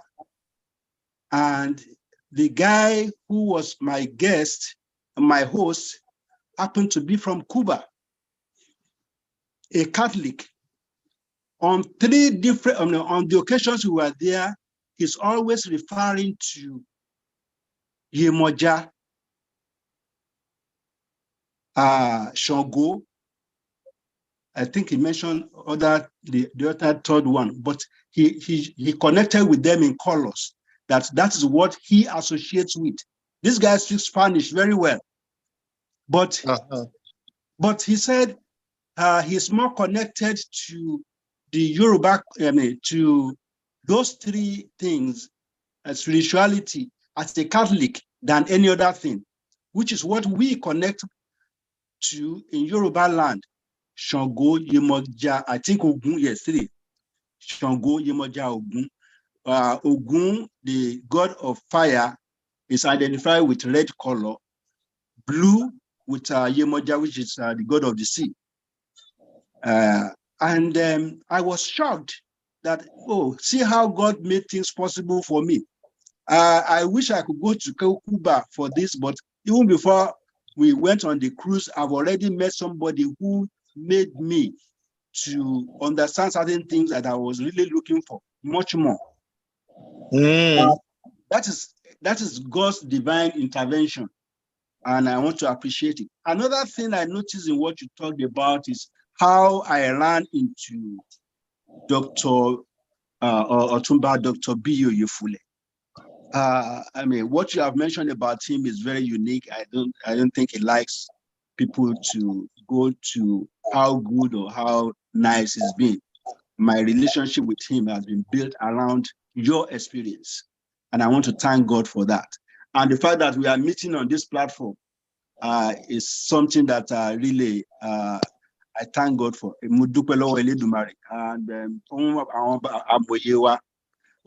in particular,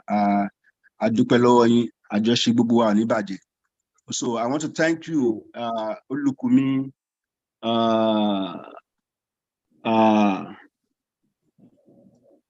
Alaba of New York, or maybe of the whole of the US. So I want to thank for the opportunity to express this. So if there's anything that will open us up and let us be blessed with what you guys know in a far place, I want to be part of it. Most importantly, there is 7 series of DF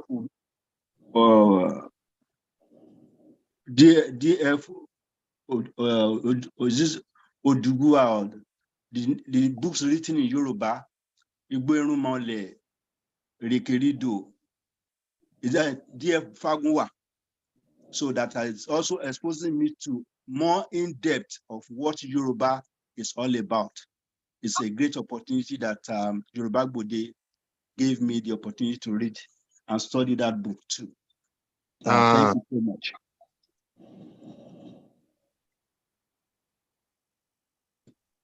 Yes. My brother. Hello? Hello to that. Oh, okay. So, Amoye Agba. Yes, sir.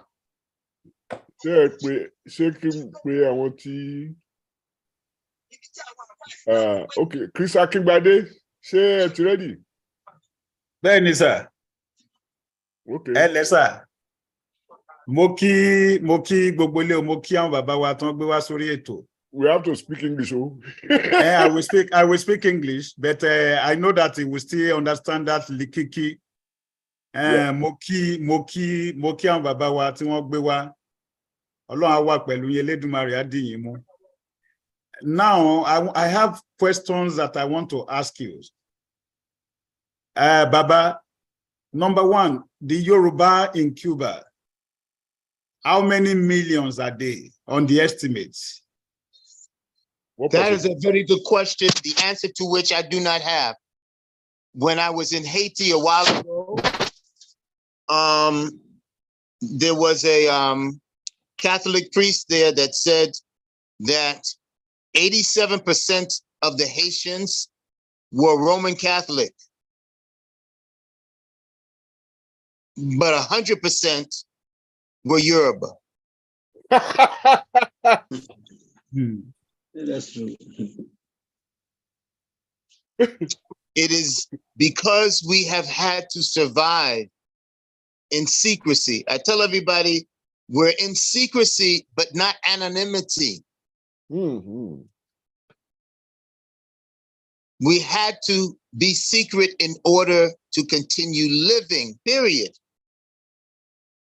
And so our houses, our ilays, in Spanish, our cabildos,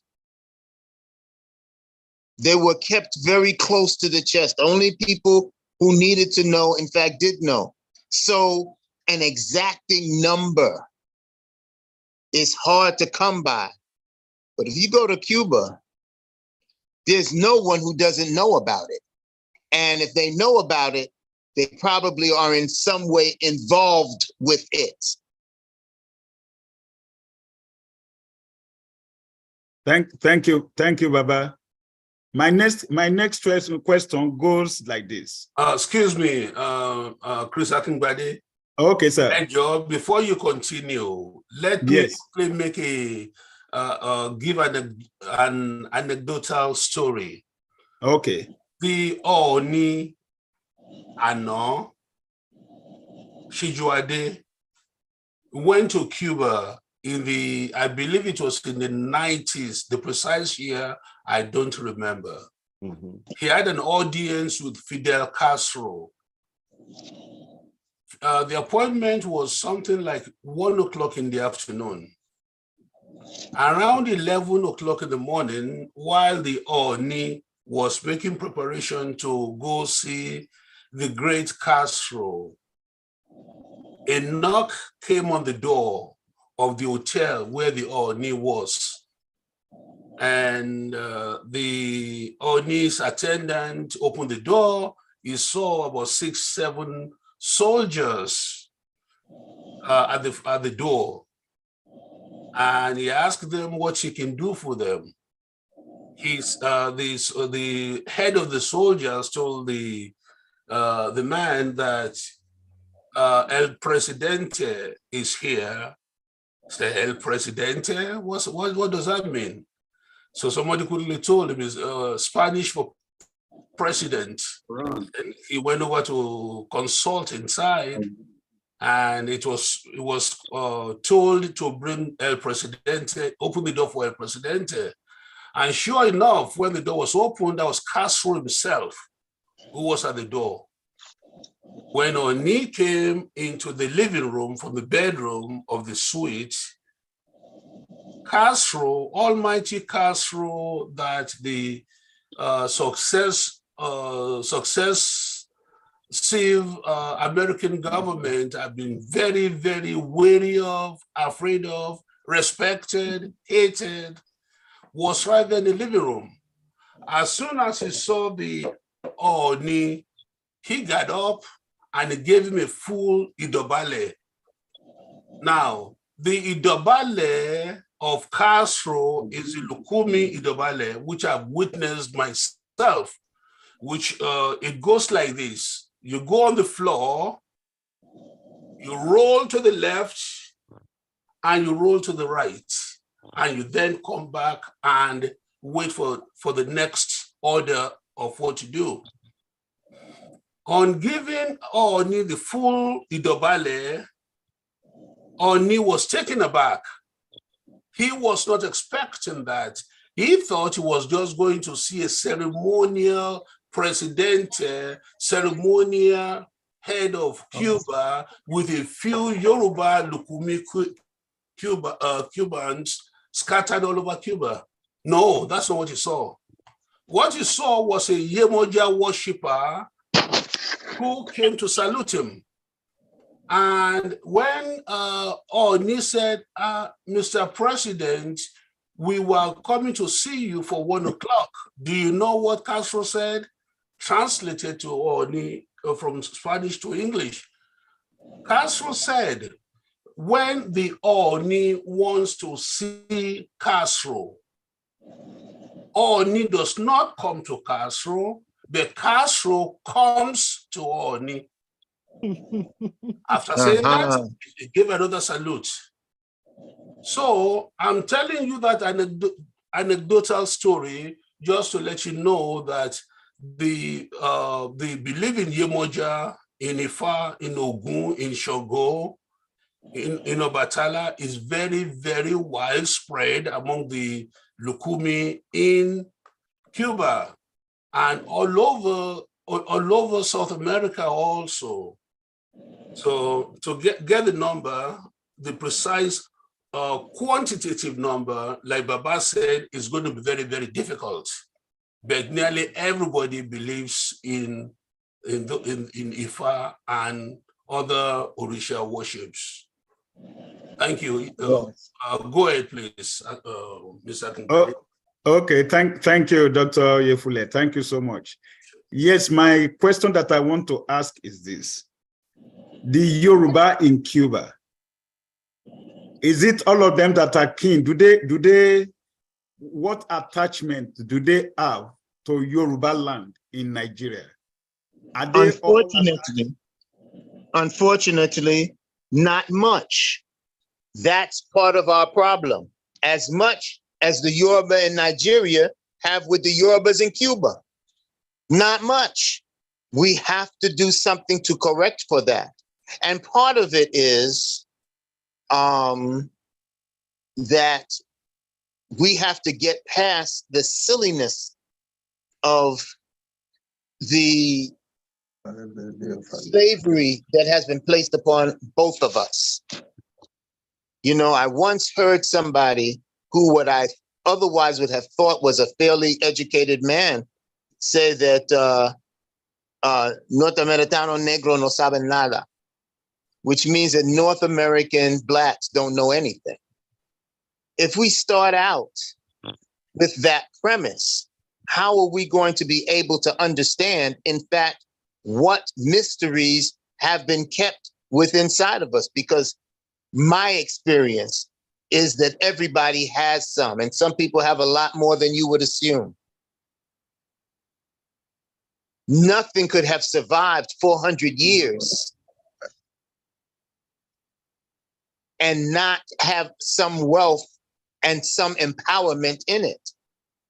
To even think so is a little bit silly. What it is, how are we supposed to extract that from one another is part and parcel of our coming closer together. I can't get something from you if I don't have respect for you.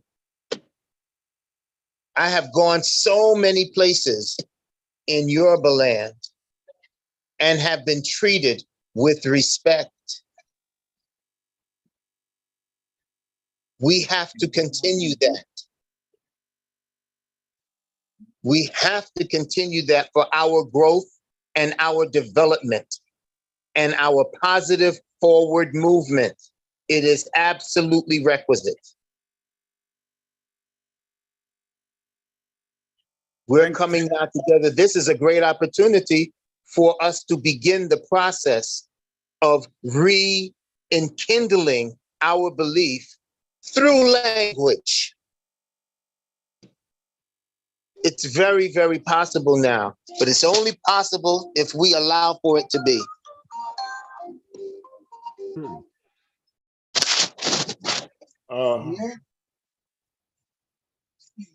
Thank you, Baba.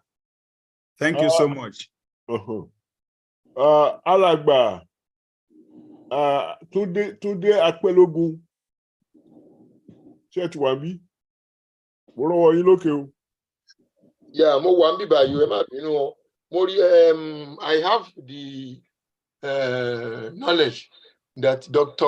Yefule and yourself, and maybe one or two other persons, including our guest today, are very much adept in the Ifa oracle phenomenon. So my question is, I haven't heard again tonight that we have the deity of Ogun, Shango, and Yemoja. How is Ifa related to all these deities? There were two deities that were able to speak for everyone, man, the other Orishas, and the will of Olofi. One was Eshu The other one was Orunmila. Orunmila is known to be the Orisha of wisdom. If we are truly to follow in Orunmila's path, we have to open ourselves up to universal wisdom. We have to make certain that we are part of the universal cosmic mind, because this is the extent to which Orunmila goes and gives us the opportunity to be nourished by.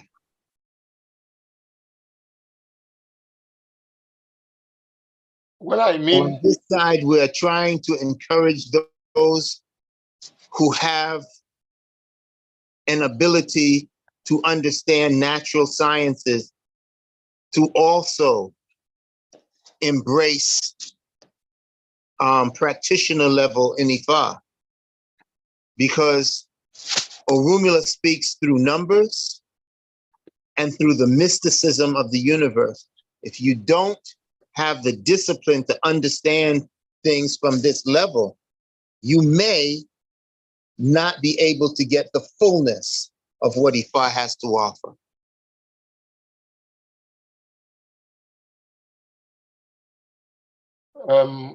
When we are talking of a deity, whether we like to believe it as a small god or a big god, they are still gods. A deity is a god.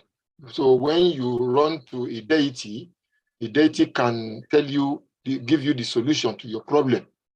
Now, the way Ifa has been practiced, I'm sure Dr. Oyefule knows much about Ifa and Professor Adeboye.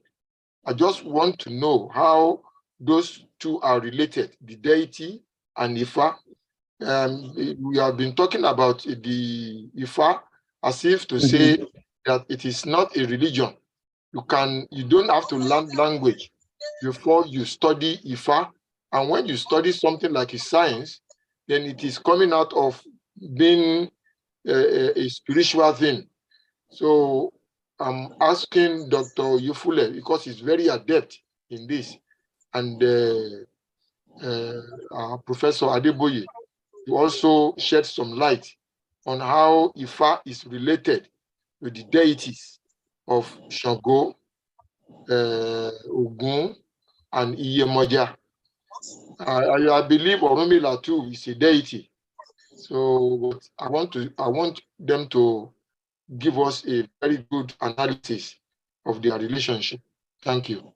Yeah, Mr. Akpelogun, you've answered your question yourself.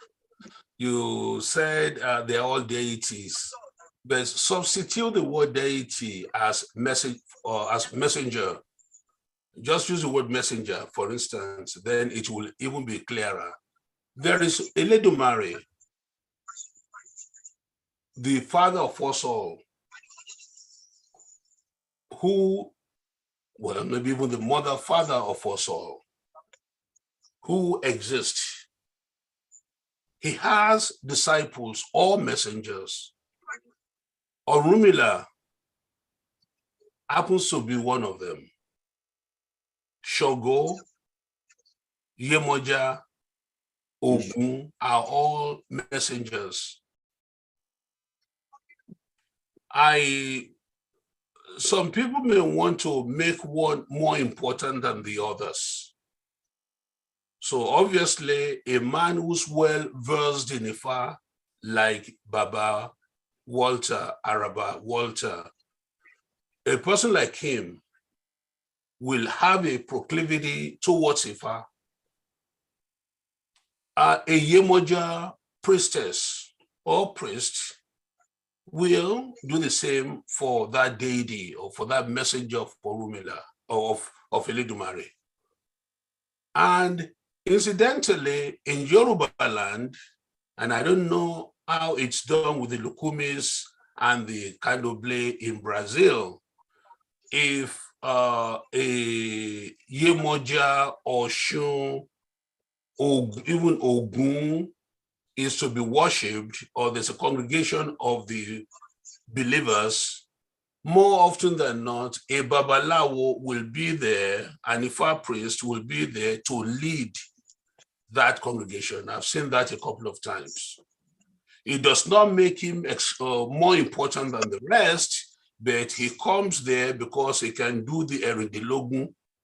Whereas for the rest of the messengers, the followers may use only the OB, 4 OB, to do their divination. The Babalawo can do all the Eridilogun, that's 16. So that may be why there's a tendency to invite him to come in and lead. But each of those deities, as you call them, or messengers, if you want to, all are in obedience to Eledumare. I hope I've answered your question. I understand you. I think we are looking at these deities as messengers to the Olodumare, as if they are prophets. I Did you say prophets? Or saints? They are all the same if you are a saint. Okay. Now, Shemole Dasi. Yes. Thank you, Dasi, sir, please. The problem is in translation. Again, part of our being challenged is that we have to speak in a language that was not spoken at our cradle. In fact, I'm copying that from a mathematician who came to the United States just before the Second World War from Germany. Brilliant mathematician, world-renowned, but his German never, his English was never as good as his German. So whenever he had to communicate with us, it was so difficult to understand, but we could read him. So he says, the gods have conspired to make me use a language that was not available at my cradle. Well, why am I saying all of that? There is no reason why Orisha should be why Orisha should be called a deity. Deus in Latin means God. No Yoruba has ever called an Orisha God. So why is the translation? The translation is there by our conquerors to bastardize our faith. To say, oh, we have so many of these gods, we don't even know. We have 401 of them. No, we have 401 Orisha. Whatever assignment we go to give to Orisha is not the same thing as the assignment we give a God. So we are abusing language again. Our Orisha is important, extremely so. Do they have to be gods to be important? Absolute nonsense. But we are speaking, look at me, Yoruba, speaking English. We are speaking a language that was not spoken at our cradle, and we are forced to do so, just as we are forced to use dollars and cents and pounds, and therefore, in order to make progress in the world we find ourselves, we have to subject ourselves to the language and definition of other people. I know what Orisha means to me. It's not the same thing as what they call deity. Now, that much said, I want to be humble. I need to be humble. What kind of humility? There's a lot I don't know. So because I don't know them, and because Araba knows something that I don't know, or Yefule knows many things I don't know, blah, blah, blah, we need a community. A community, that's what we are trying to evolve with this kind of program. We need a community of thinkers, a community of workers in the vineyard of Yoruba, initially maybe Yoruba upliftment, but eventually global, in the sense that we need to be understood just as much as we have been forced to understand other people. We need to be understood. In order for us to be understood, we need to first of all understand one another. Yeah. So as we are trying, we must learn more. I am so impressed by the question from many of our participants here. Some of them have been churchgoers all their lives, and yet they are open to finding out what is Isheshe. Isheshe is supreme. In Yoruba translation, it means what we have been doing since the beginning of time. Isheshe. Since the beginning of time. Now, it turns out that what everybody everywhere on the planet has been doing since the beginning of time has been their salvation. The Chinese, the Indian, the Japanese, the this, the that, they all have their Isheshe. They never let it go. Yeah. They didn't let it go, and eventually it became their salvation in the world of conquest. Ifa is mathematics. Ifa is nothing but, and that's a lot to be, the binary system of enumeration. Correct. If it is a binary system of enumeration, that means all our base is 2. Instead of using 10 fingers as 10 as a base, we use 2. I mean, 2 also has powers. Instead of 100, we have 2 squared, which is 4. Instead of 1,000, we have 2 cubed, which is 8, and so on and so forth. So we are base 2 people. Guess who else is doing base 2 and prosperous by it? I'm not doing it as well as we do. Japan. Shintoism is based upon base 2.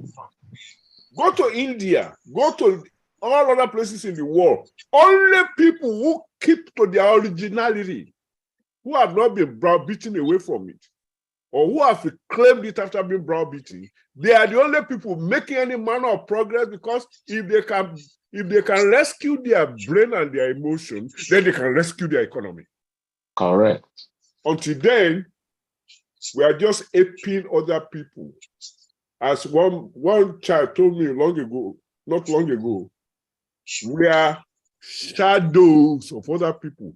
We call our orishas, we allow them to call our orishas deities, so that we can say we practice polytheism. We allow them to talk about sacrifices as if they don't sacrifice. They even eat human beings, so to speak, in a symbolic way every Sunday. What is the Holy Communion? The blood of Jesus, the flesh of Jesus, and they all eat and drink and celebrate. That's not paganism. Why not? But if we put a cooked food at the bottom of the ose tree, they say, I want rubo. Do you know why we do it? I bet I know this one. Maybe I should spin it out. I want you, oh God, I got to speak English. Homeless people who don't cook, who don't clean, who don't have money to buy food on the street, how do they eat? And they also have mental problems. Dr. Yefule will know about this. Being a doctor, what the Orishas commanded our people to do is to rubo, cook the food, put it by the tree. You know, those people sleep under trees. So they may be hungry all day or whatever it is, but then they get to the other idiocy. They eat the food. So it is a communalistic way of feeding the underprivileged, the homeless in your community. What's wrong with that? What is wrong with that? It's extremely noble. Now, so what I'm saying is we need to learn. We need to keep our eyes open, or as they say, shine out. Professor Adeboye. Yes. I want to inject something. When I worked in the bank in Nigeria, I did elementary banking studies. Yes. It tells us how money evolved. So in the process of evolution, we cannot call that enslavement by those who brought about money and then use money to control the economy. I'm not sure I got your story. You cannot call that what? We cannot use the process of evolution of money, how we evolved, how we developed, as a means that the white people use to enslave those that were being controlled by money, by sterling, by dollars. The way the money developed in Great Britain here through the merchants who are exchanging their money with promissory notes. And then they discovered that the promissory note could be used to circulate and transact business. And that promissory note was exchangeable to their deposit of gold in the bank. That's how the money developed. If you think the money is not good for our systems today, we can go back to barter trade, where we can exchange our gari for palm oil. If we cannot, I see what you are saying. Yeah, if we cannot do that, we should not upgrade. Let's be clear about. I hope you allow me to say this. I mean, I don't want to replace the guest, but I hope he allows me to answer you. No, I said earlier on that money is the answer to all questions. It's also the root of all evils. You will find it literally like that in the Bible. In fact, when money became important, and it has been important in some parts of the world for more than two millennia, there are coins in which you have Julius Caesar's head on them.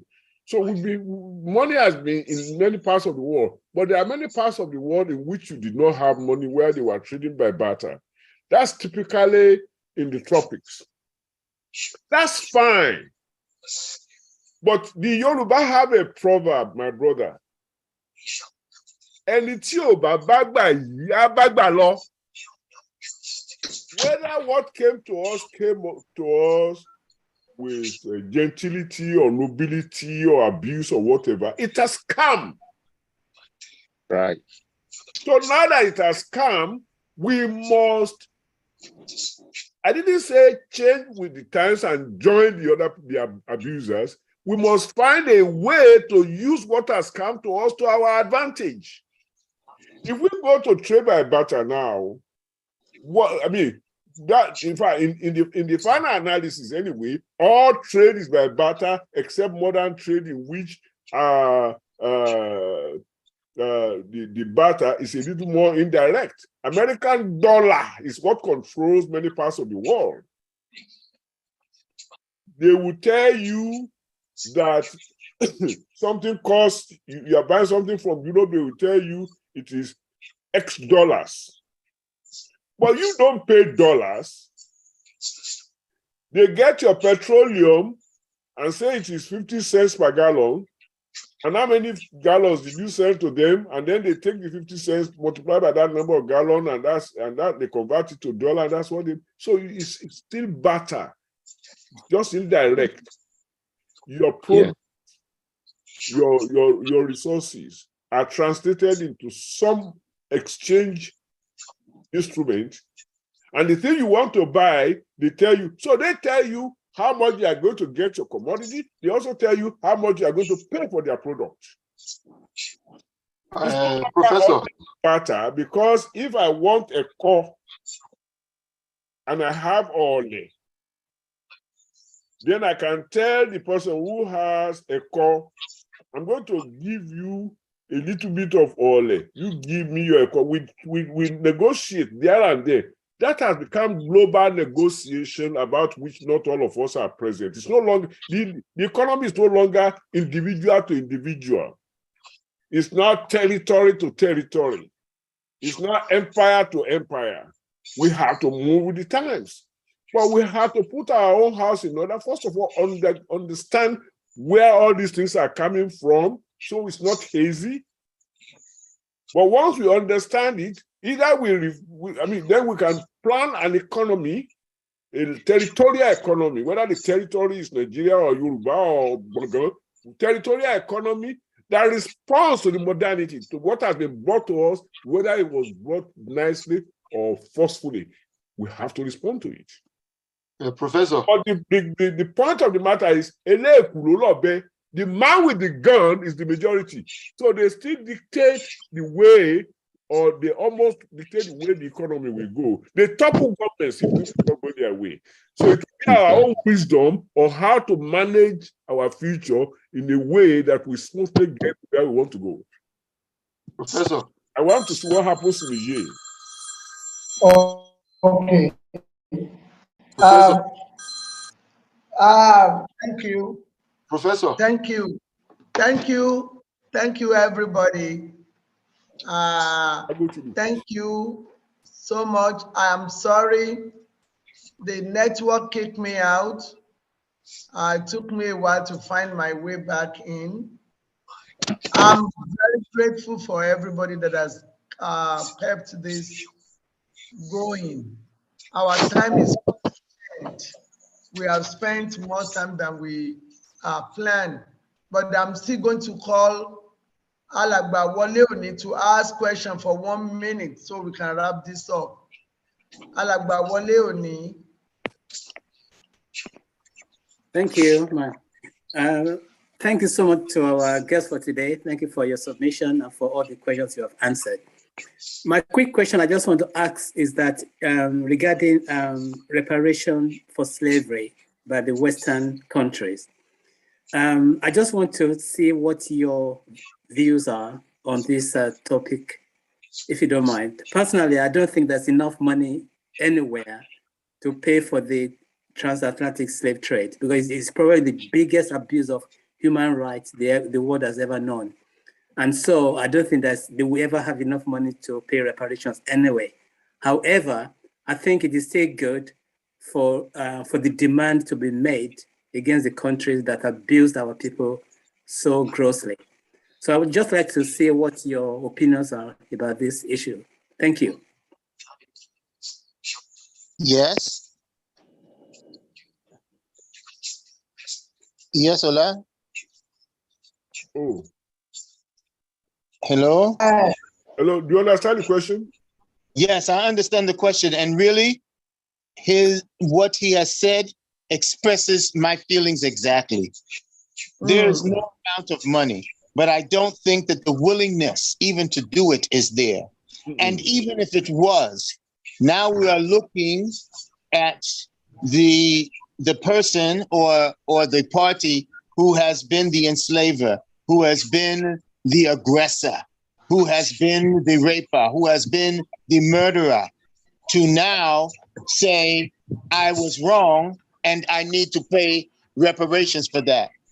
I don't hold very high hopes that that will ever happen. But we have to be concerned about our own healing.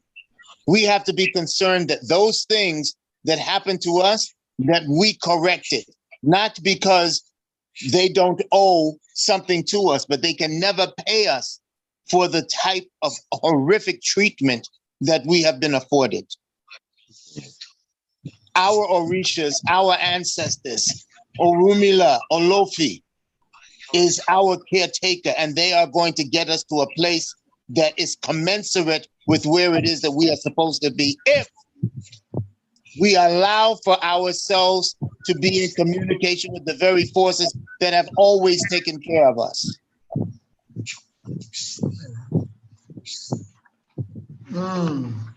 Thank you. Thank you. Thank you. Alagba Wole Oni, are you satisfied? Yes, ma'am. Thank you very much. Thank you for your answer. Thank you so much. Yeah, I know that Alagba Chris Akingbade was trying to ask question, but I don't know whether he did when I was away on sabbatical. I did when you were away, ma'am. Okay, thank you. Yes, ma'am. Yes, ma'am. So I'm very, very grateful to Baba, and I'm so sorry that we spent so much time. Please forgive us. If we give our people another 1 hour, they will still be asking you questions. So, but we can keep this until next time when we can have this kind of roundtable with you and learn. Wow, but how easy was it for you to learn Ifa? How easy? If It was not easy at all, but what made it possible was the love and the commitment of those both on this side as well as on the home side. Yeah. Many people at home saw my earnestness in wanting to learn and put themselves in position to help me. They didn't have to, but they did. Many people on this side did the very same thing. So I'm very grateful. I'm grateful to my ancestors. I am grateful to those individuals, some of whom are not around now, that have helped me and are continuing to help others. Thank you. So before you go, if you can just give us anything, is whether it's Oduifa, Eseifa, or one of the things this year, we have been, on this side, we have been blessed with Orunmila speaking in the sacred Odu of Ifa of Eyogbe. And Eyogbe enjoins us to have appreciation for family. And what I believe that this now, coming towards the end of the year, is showing us through our great tradition that family is not only those whom you may have direct biological connection with, but those whom you also have great spiritual connection with.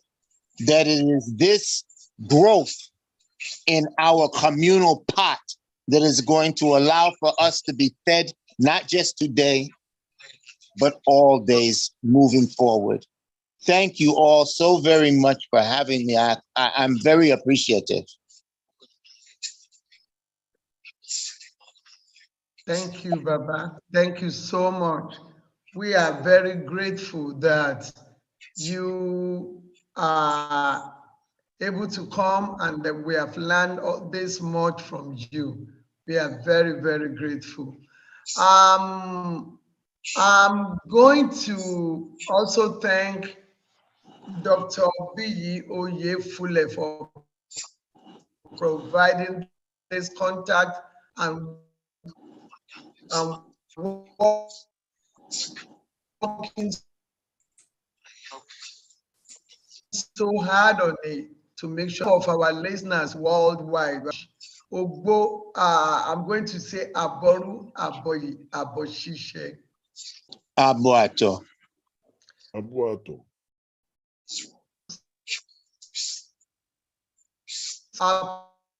People come for the first time to Yoruba Gbode.